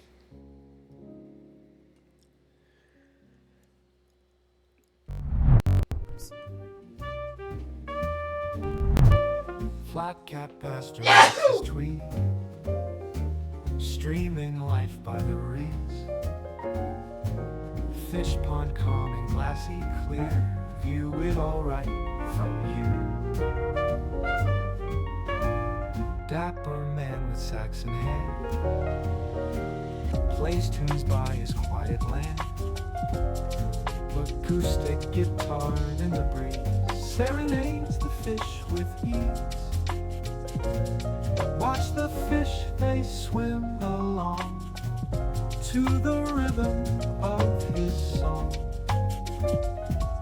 Flat cat pastor shows the way, stream it live, come what may. With his cam he shows it all, little fish both big and small. Life in pond so serene, nature's beauty on a screen. See the ripples, watch the flow, hear the music, gentle glow. Flat cap's charm and calm in tone makes the All right, we should be back from the ads. Watch the Not sure where that came in. But Job is describing creation back to the people who are talking about creation is would like, do you understand what God does? God has the power. God does these things. Ooh, that's an interesting one. Zoom in for sure there. Wow.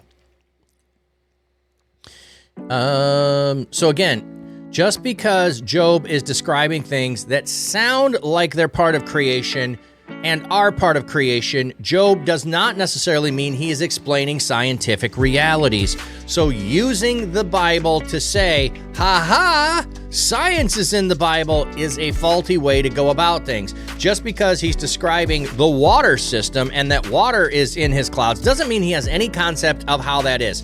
Why would he think there's water in the clouds? Because rain comes from the clouds. And they don't fall out of the sky because of the weight of them. The rain will eventually fall out. He's not describing scientific things here. He's describing observations that he's made about the creation that God has made. So he's describing creation. He's not using and describing science. So if people are telling you that there's science in the Bible, they have an agenda, and they are not treating the Bible the way that the person writing it would have been treating it. Okay. He conceals the face of the full moon, shrouding it with his clouds. He marks out the horizon on the surface of the water as a boundary between light and darkness. Okay. Is that scientific? I don't know. It could be, depending on if you're thinking that means it's a flat earth. The pillars of the heavens tremble and are amazed at his rebuke. So, here it doesn't sound like the pillars are holding up the earth. The pillars are holding up the sky from falling on the earth. By his power, he stills the sea. By his wisdom, he cut Rahab, the great sea monster, to pieces. Rahab, the mythical sea monster that presents the force of chaos in the ancient Near East literature. In the translation, the words, the great sea monster, have been supplied appositionally in order to clarify Rahab. So that you don't get confused with Rahab the harlot, we're telling you it's Rahab, the great sea monster, that people would have known about in culture. So it would be something like, and some of you might be too young to know this, but I'm just gonna pick it. Puff the Magic Dragon. If I made that reference and just said Puff, you might think Puff Daddy. So I need to put Puff the Magic Dragon for clarification, so you don't get the wrong reference to Puff. Here again, there are possible mythical allusion or polemics. The god Yam Sea was important in Ugaritic as a god of chaos, and Rahab is another name for the monster of the deep. So yeah, there's definitely a possibility that there's a polemic against other theologies that are out there, other myths that are out there explaining the world, and he's saying, you're taking wisdom from other places, it does not apply to the true God. That could be part of what he's doing. Let's go look what Rahab means. So 26:12.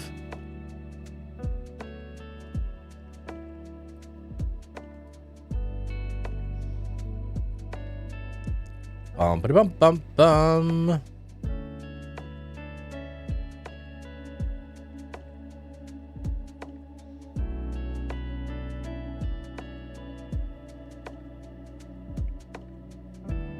Does it not say Rahab there? Is that right?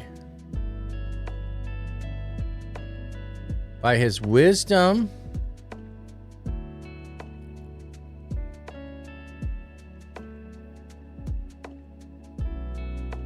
Okay.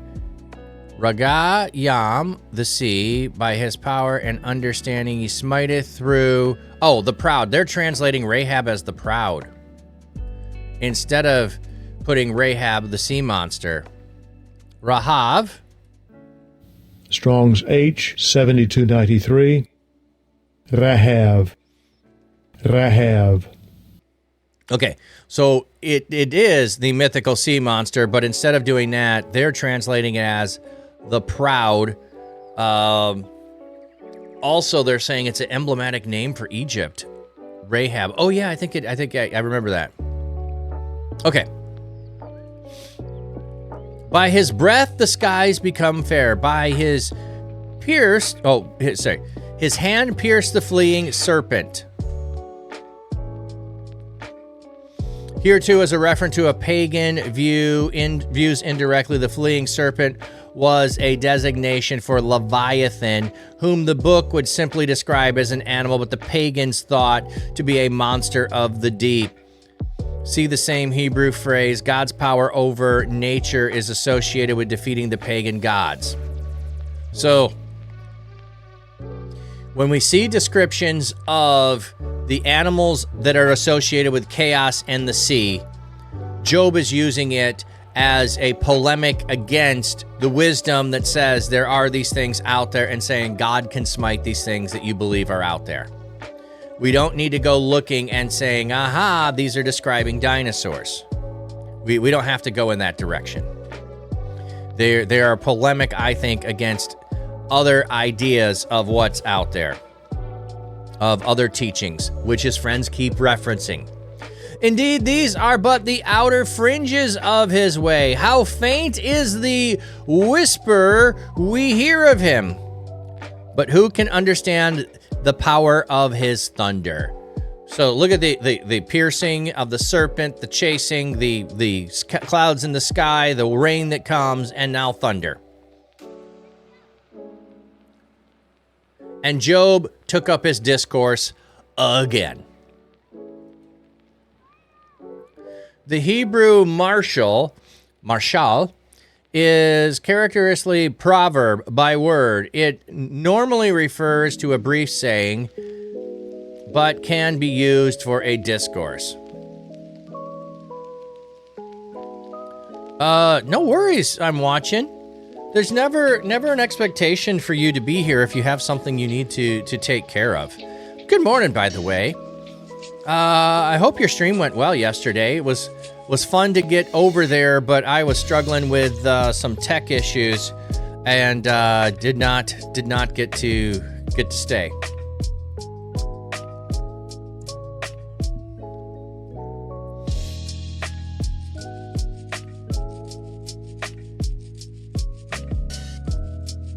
No problems. Thank you. I'm glad yours is getting better. Mine is getting worse. As surely as God lives, who has denied me justice, the Almighty, who has made my life bitter. So what we have here, he took up his discourse again. So what we have is Job has been refuting his friends. He's turned back to, let me go over my case once again. He's returning back to, let me explain it to you. Let me tell you my case. Yeah, OBS still crashes and Twitch can be twitchy, but it's still great. Yeah, mine is more internal computer problems with microphones not connecting, not being recognized, not having sound, disconnecting microphones, that kind of stuff. As surely as God lives, who has denied me justice, the Almighty, who has made my life bitter. A glass of banana slices. Hey, it worked today.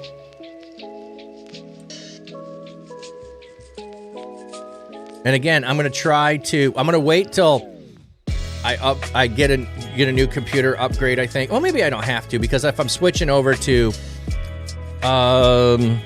what is it again?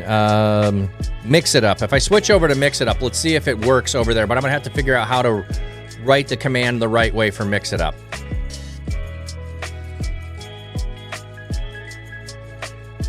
For while my spirit is still in me, and the breath from God, the spirit from God is in my nostrils, my lips will not speak wickedness, and my tongue will whisper no deceit. I will never declare that you three are in the right. Until I die, I will not set aside my integrity. You is plural, so they added you three. So three's not actually in the text. I have this on a shirt. It's so fun. I will never declare you are right. Until I die, I will maintain my integrity. I will retain my righteousness and never let it go. My conscience will not reproach me for as long as I live. No matter what you people say, you are wrong. I am righteous. I know I'm righteous. I know I've done nothing wrong. I will be vindicated. Even if you never see it, I have not cursed a word. I have not spoken under my breath. I have done nothing wicked. Nothing wicked comes from my lips. OOC? I don't know OOC. Out of control? Is that what it is? Out of control? Yeah. May my enemies be like the wicked, my adversary like the unrighteous. Oh, out of context. Okay. Bible out of context, yes. I poke fun of the out of context quotes. With the out of context quotes. My breath is offensive to my wife. I am loathsome to my family. For what hope does the godless have when he is cut off, when God takes away his life? Does God listen to his cry when distress overtakes him? So he's now averting to, if I were in the condition you were saying, what hope would I have? I have hope because I am righteous. Therefore, I have hope. Will he find delight in the Almighty? Will he call out to God at all times? Like, why would the wicked person be calling out to God when they are punished for doing wicked? They have no desire to call out to God. When they are in the wrong, there's no calling out to God. God, how dare you punish me for the wrong I did? Really? I will teach you about the power of God. What is on the Almighty's mind, I will not conceal. I'm gonna go let you have it. Both barrels, everybody. If you yourselves have all seen this, why in the world do you continue to talk? Or do you continue this meaningless talk?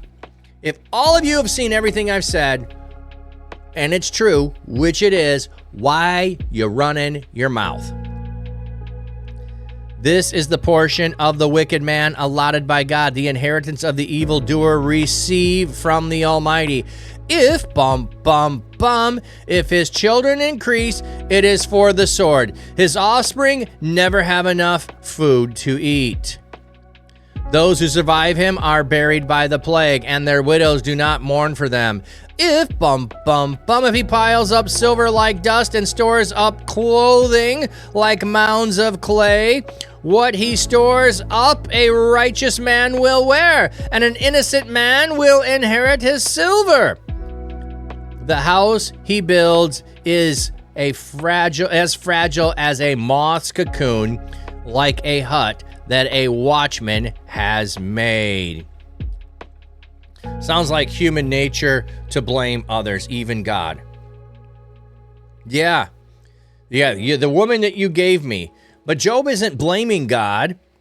Job is correcting his friends who are saying that he did something wrong. He's saying, I've done nothing wrong. I just want an audience with God because I want to understand why bad things are happening to me when I've done nothing wrong. He goes to bed wealthy, but will do so no more. When he opens his eyes, it is all gone. Terrors overwhelm him like a flood. At night, a whirlwind carries him off. The east wind carries him away, and he is gone. It sweeps him out of his place. It hurls him against him without pity as he flees headlong from its power. It claps its hands at him in derision and hisses him away from his place. He wasn't referring to Job, just the inclination to shift blame. Oh, okay. I was just clarifying. I wasn't sure. But yes, it is totally human nature to blame God. But here, Job's friends are blaming him for what is happening. So, surely there is a mine of silver and a place where gold is refined. Iron is taken from the ground, and rock is poured out as copper. man puts an end to the darkness. He stretches the farthest recesses for the ore in the deep darkness. Far from where people live, he sinks a shaft in places travelers have long forgotten. Far from other people, he dangles and sways. The earth from which food comes is overturned below as though by fire. A place whose stones are sapphires and that contain dust of gold. A hidden path no bird of prey knows, no falcon's eye has spotted it. Proud beast have not set food on it, and no lion has passed along it. Like, the places that people go for wealth, go into the darkness, into the depths. They escape all of the rest of creation. On the flinty rock, man has set to work with his hands, and he has overturned mountains at their bases. He has cut out channels through the rocks. His eyes have spotted every precious thing. He has searched the sources of the rivers, and what was hidden he has brought to light.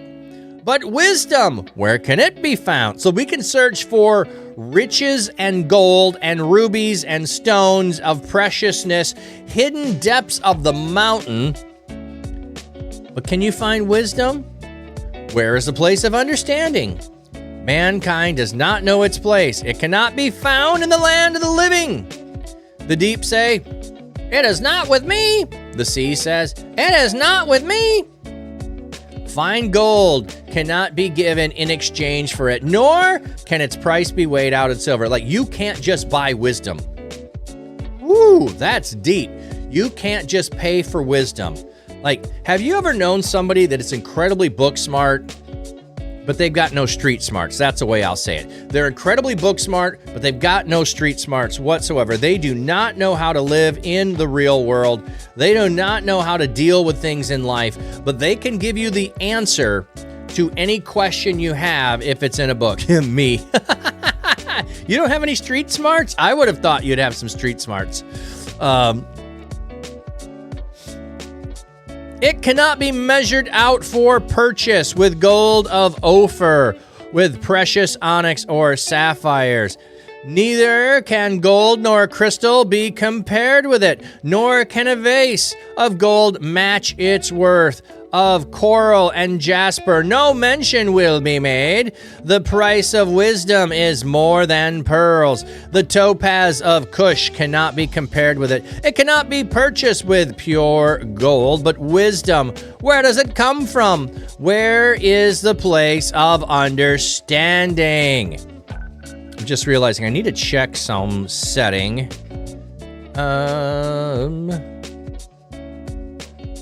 Yeah, because I got things set differently. I'm all of a sudden realizing I may have my mic turned off from the VODs. Oh well, we'll see what happens.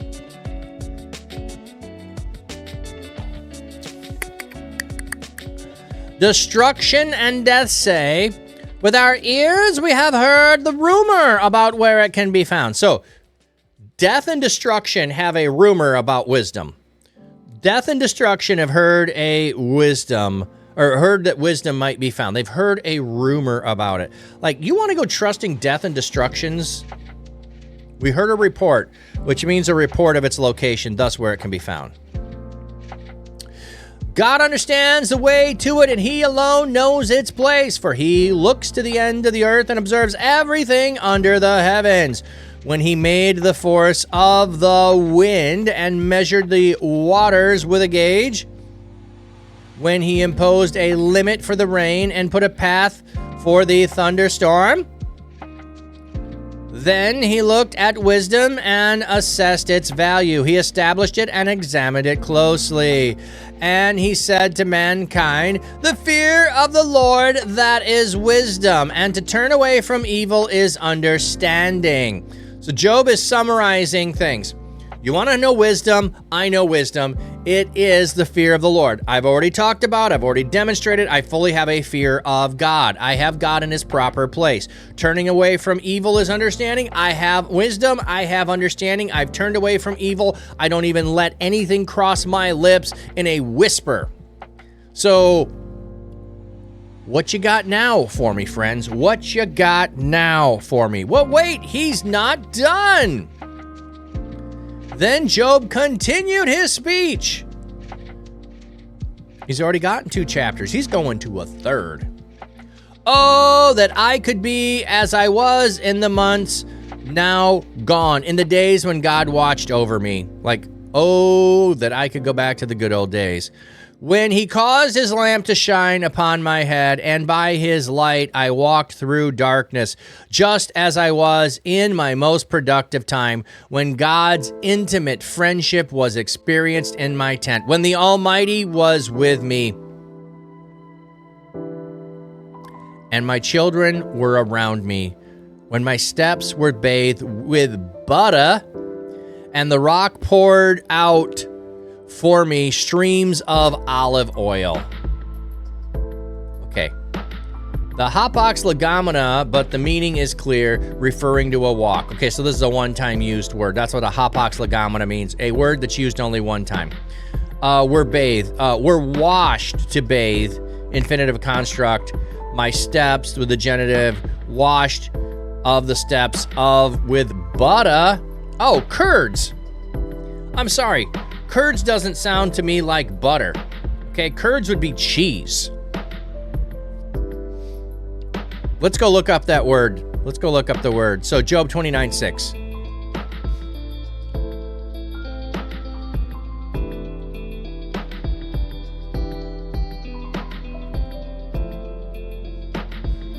Like butter. Okay, they take it to hema. Hema, like a hematoma. Strong's H 2529. Chem'ah. No, I was right first time. Chema. Curd or butter. They translate it as butter 10 times. Okay. So, in other words, it can be a congealed piece that is produced from milk. That would be how they're taking it. So butter and curd. So cheese and butter are probably coming from the same word. So if you, so just think of it this way. In order to get an abundance of cheese or an abundance of butter, you have to have an abundance of milk because it only is taken from the fat of the milk. So you have to have an abundance of it. So if his steps are bathed with butter, then it's an abundance of it. And if it steams, if olive oil is coming out from it, and the rock was pouring out, passive participle, for me as streams of oil, there are some who delete the word rock to shorten the line because it seems out of place. But olive trees derive in rocky soil, and the olive presses are cut into the rock. It's possible that the metonymy, all this is intended here. So out of the rock is pouring these streams of olive oil. There's so many olives that are pouring it out. Blessing Boat with the lurk. Hey, I'll post today. I should be getting the stickers today for Blessing Boat. I'll let you know. And then whenever there's a redeem for a sticker, you just let me know and I will ship them out. Also, don't have room on my tea mugs, so it's going to go on my bike mug. It's going to go on my bike water mug. Okay. When I went out to the city gate and secured my seat in the public square, the young men would see me and step aside. I had prestige, my friends.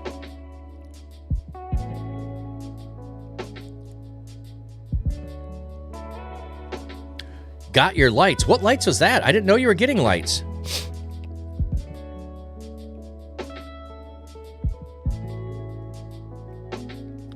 The young men would see me and step aside. The old men would get up and remain standing.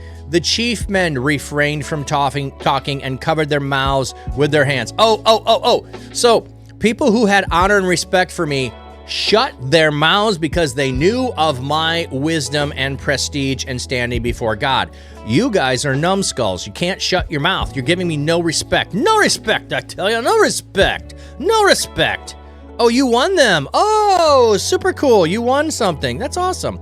I don't often get to hang for the whole blessing boat. I'm down in the prayer booth, so that's part of it. The chief men remained from talking. They covered their mouths with their hands.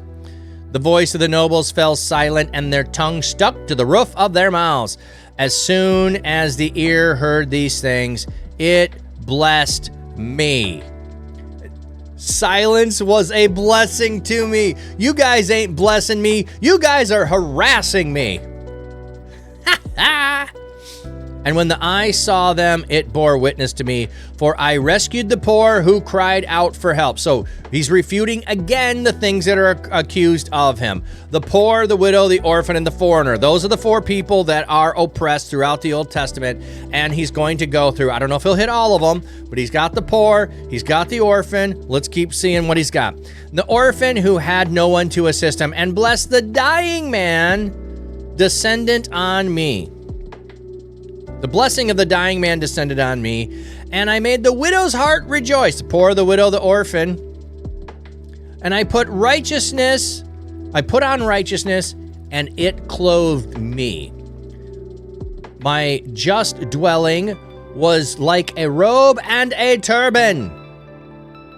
Job likes his hat. Thank you, Job.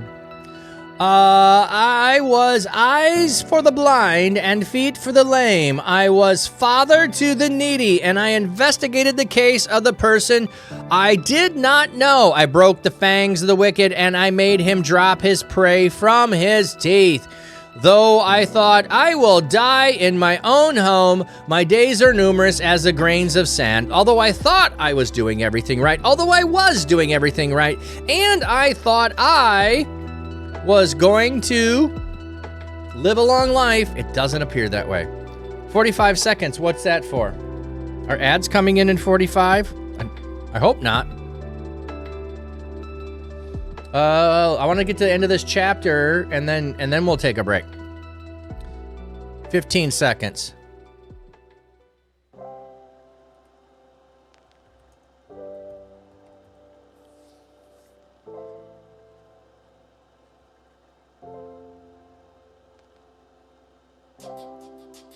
Oh, snooze for 5 minutes. Okay, they were coming in, and you snoozed. I didn't see the alert this time. Thanks, Supersonic.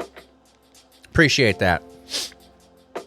Then I thought, I will die in my home. My days are numerous as the grains of the sand. My roots reach the water, and the dew lies on my branches all night long. My glory will always be fresh in me, and my bow will ever new in my hand.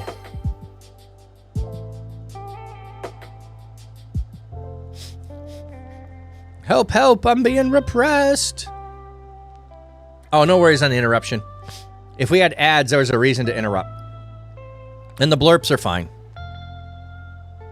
Yes, help, help, I'm being repressed is a perfect alert for Job. But look, he's saying, here's the circumstance I was really in. You've got it all wrong. My glory will always be fresh in me, and my bow will ever... This is what I thought. People listened to me and waited silently. Look at this, like the third time he said, or the fourth time he's emphasized, because he's said it a couple of ways.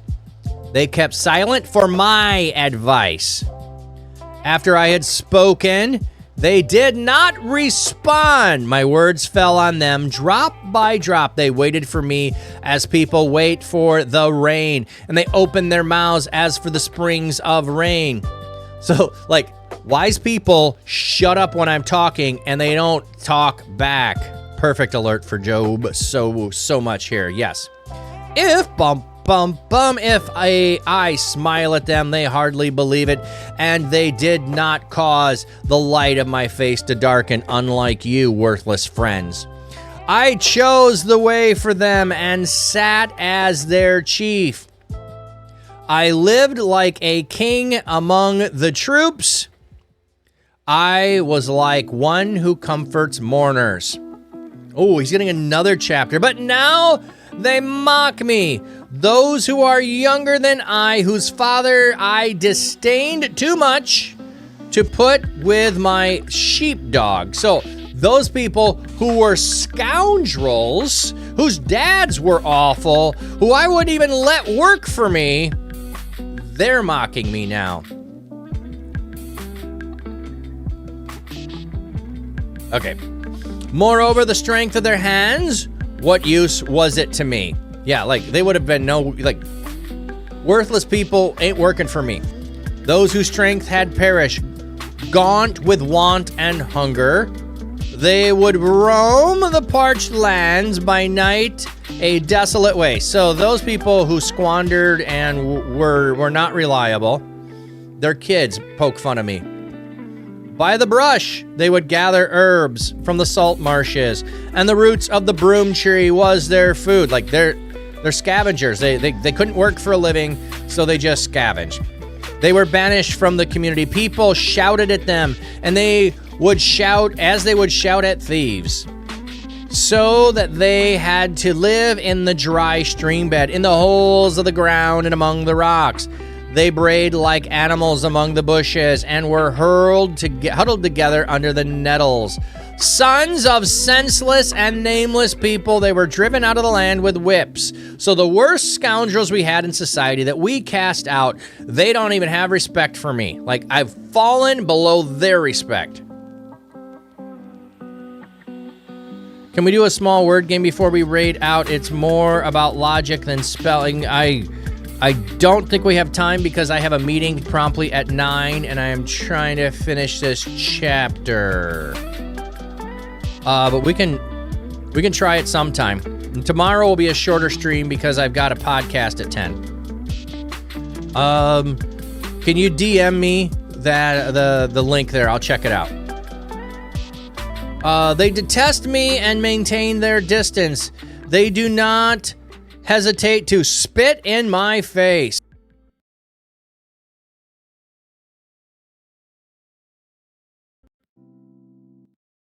So, when somebody is down, people kick you down.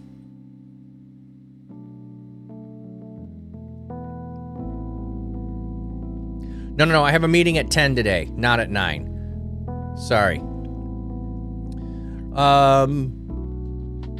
On my right, the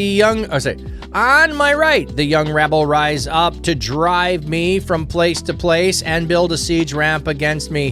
They destroy my path. They succeed in destroying me without anyone assisting them. They come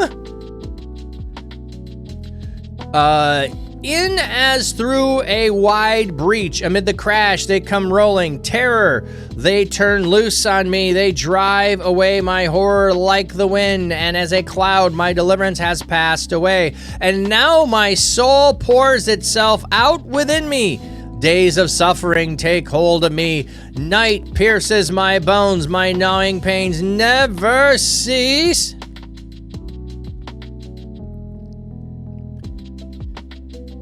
With great power, God grasps my clothing. He binds me like the collar of my tunic. He has flung me into the mud, and I have come to resemble dust and ashes. So, Job goes back and forth between describing what the world is doing to him, describing the state he's in, and saying he's laying it at God's feet. Why is he laying it at God's feet? Because ultimately, God is in control of everything. So it's not blaming God when he's doing this. He is saying, this is how I understand it. Because God is in all control and all these things have happened, then this is what God has done. So don't think of it as blame, but it's one of the things. God removed his protection and this happened. Therefore, God is the one who has allowed this to happen. I cry out to you, but you do not answer. I stand up and you only look at me. You have become cruel to me. So this is his description of things, doesn't mean it's reality. It's his experience. That's how he's feeling. With the strength of your hand, you attack me. You pick me up on the wind and make me rider on it. You toss me about in the storm. I know that you are bringing me to death, to the meeting place for all the living. Surely one does not stretch out his hand against a broken man when he cries for help in his distress. So I'm crying out for distress. I know you will rescue me.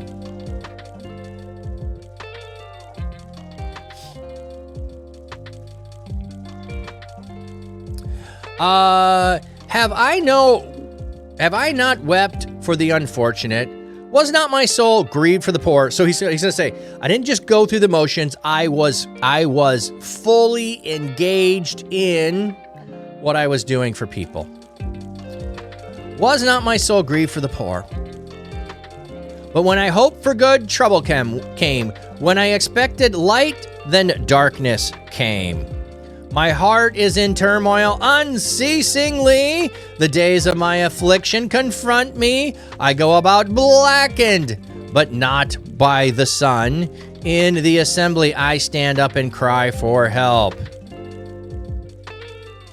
I have become a brother to jackals and a companion to ostriches. So these are animals that live out in the outcast region, out in the desert. They're also animals that are often associated with things of chaos and or not having wit, destruction, those kinds of things. My skin was turned dark on me. My body is hot with fever. My harp is used for mourning and my flute for the sound of weeping. Oh, wow. We've got another chapter here. Job, how many chapters do you suddenly get in a row here? Let me quick look at 31. How long is this?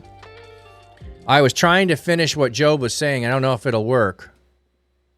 This might be too much. Might be too much.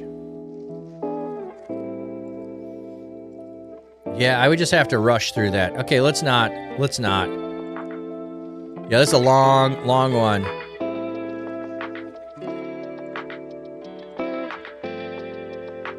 I was trying to finish what Job was saying, but I will not finish that one in time. I would be late. So let's just end there. Whew, I forgot that in the end, Job just backs up the truck and he dumps all of this on his friend. So we made it through chapter 30. With a 2-hour run, we made some progress today on Job. So that was good.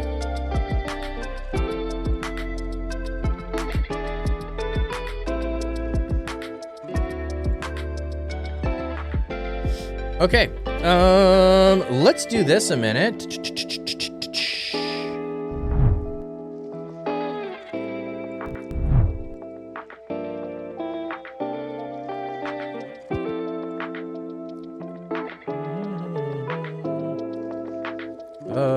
Image.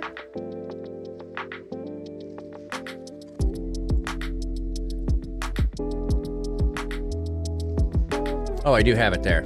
Okay, let me move it over and make it bigger.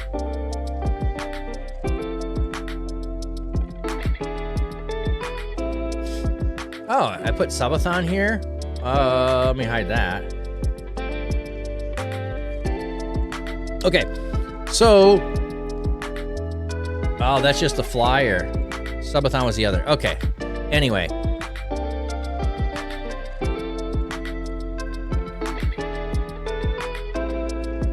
Put the wrong one up. That is... let me find it.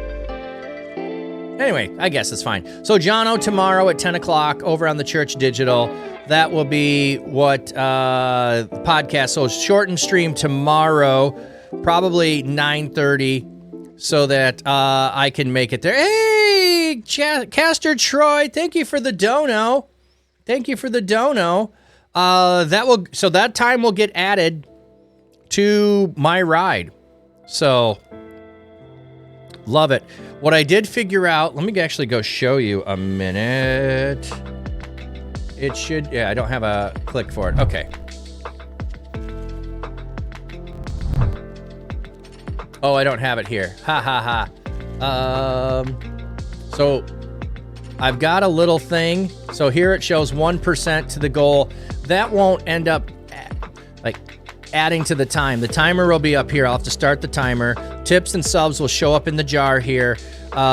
This is what will show on the screen when I disconnect from the camera, so that you've got something to see on the screen. You know what? I do not want to actually have the chat on the screen for this one. So anyway, that's what I've got figured out. The subathon counter will be up there. It will add to the counter for all the tips, the bits, and the subs, but the dono will have to be added, and mods will be able to add to that. Soliloquy, yes. You're the typo queen. So anyway, Jono tomorrow will be ending a little bit early so I can get prepped, make sure I'm good to go with the podcast for Jono. On Friday, starting at 6 a.m., will be a ride. There's already an hour on the clock. There it is. So every bit, tip, sub will add a minute. The donos will have to be added as well to the clock. Look, I'll start the clock. We'll go out. We get to 50, I'll get off the bike and do a sprint. We get to 100, I'll get off the bike and dance. I'll get off the bike. So the left side is things I will do while on the ride. The right side, if we make those achievements, will be new streams that I will do. A sewing stream, a cooking stream, whatever the case may be. As on Oxford's language, learn more soliloquy, noun, an act of speaking one's thoughts aloud when by oneself or regardless of any hearers, especially by a character in a play. Yes, and if we make it to the 2000 to be able to get a new computer built for me, we'll be doing words on stream. So there's all of the possibilities. So if we get to 6 hours, we'll have to do a second one. I do not plan on going longer than noon on Friday. So we'll add the time. We'll start back up again. So mods that are here, and I'll say this again. Exclamation point pause will pause the timer. Exclamation point resume will resume the timer. Exclamation point add, and then a number will add minutes. So yeah, song I don't know why it says song request. It's super weird. Yeah, Supersonic, very funny on the pause. Here, let's go back to it a second just to show you. Oh, you know what? I need to raid out. I don't have time for that. Okay. Let me quickly give you the blessing. May God's seeking comfort find you. May his loving arms bind you. May his might protect you. May his wisdom direct you. May the joyous love of Jesus Christ be with you and all those you know, both now and forevermore. Amen. Thank you, everyone, for being here. We need to raid out, and we need to find someone.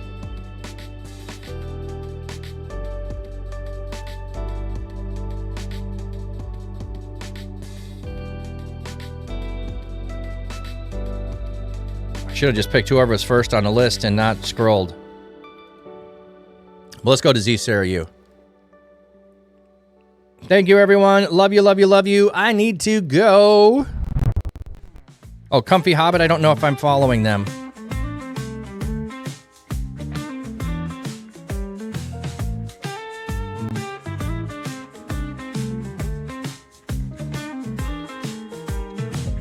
Flat cap on his head, he's streaming live. Reading from the book, the words so alive. I am following them. A prayer in his heart that lifts the soul. In the digital world where spirits roll. Hallelujah, from the screen we scream. Join the pastor in the holy dream, spreading love with every verse he reads, planting hope like precious seeds. He's a shepherd with a virtual flock, leading us to faith around the clock.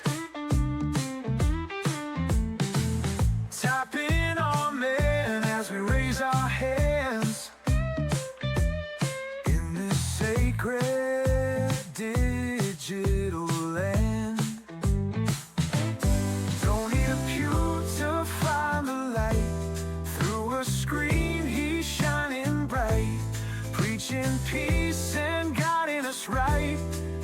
our hearts is fire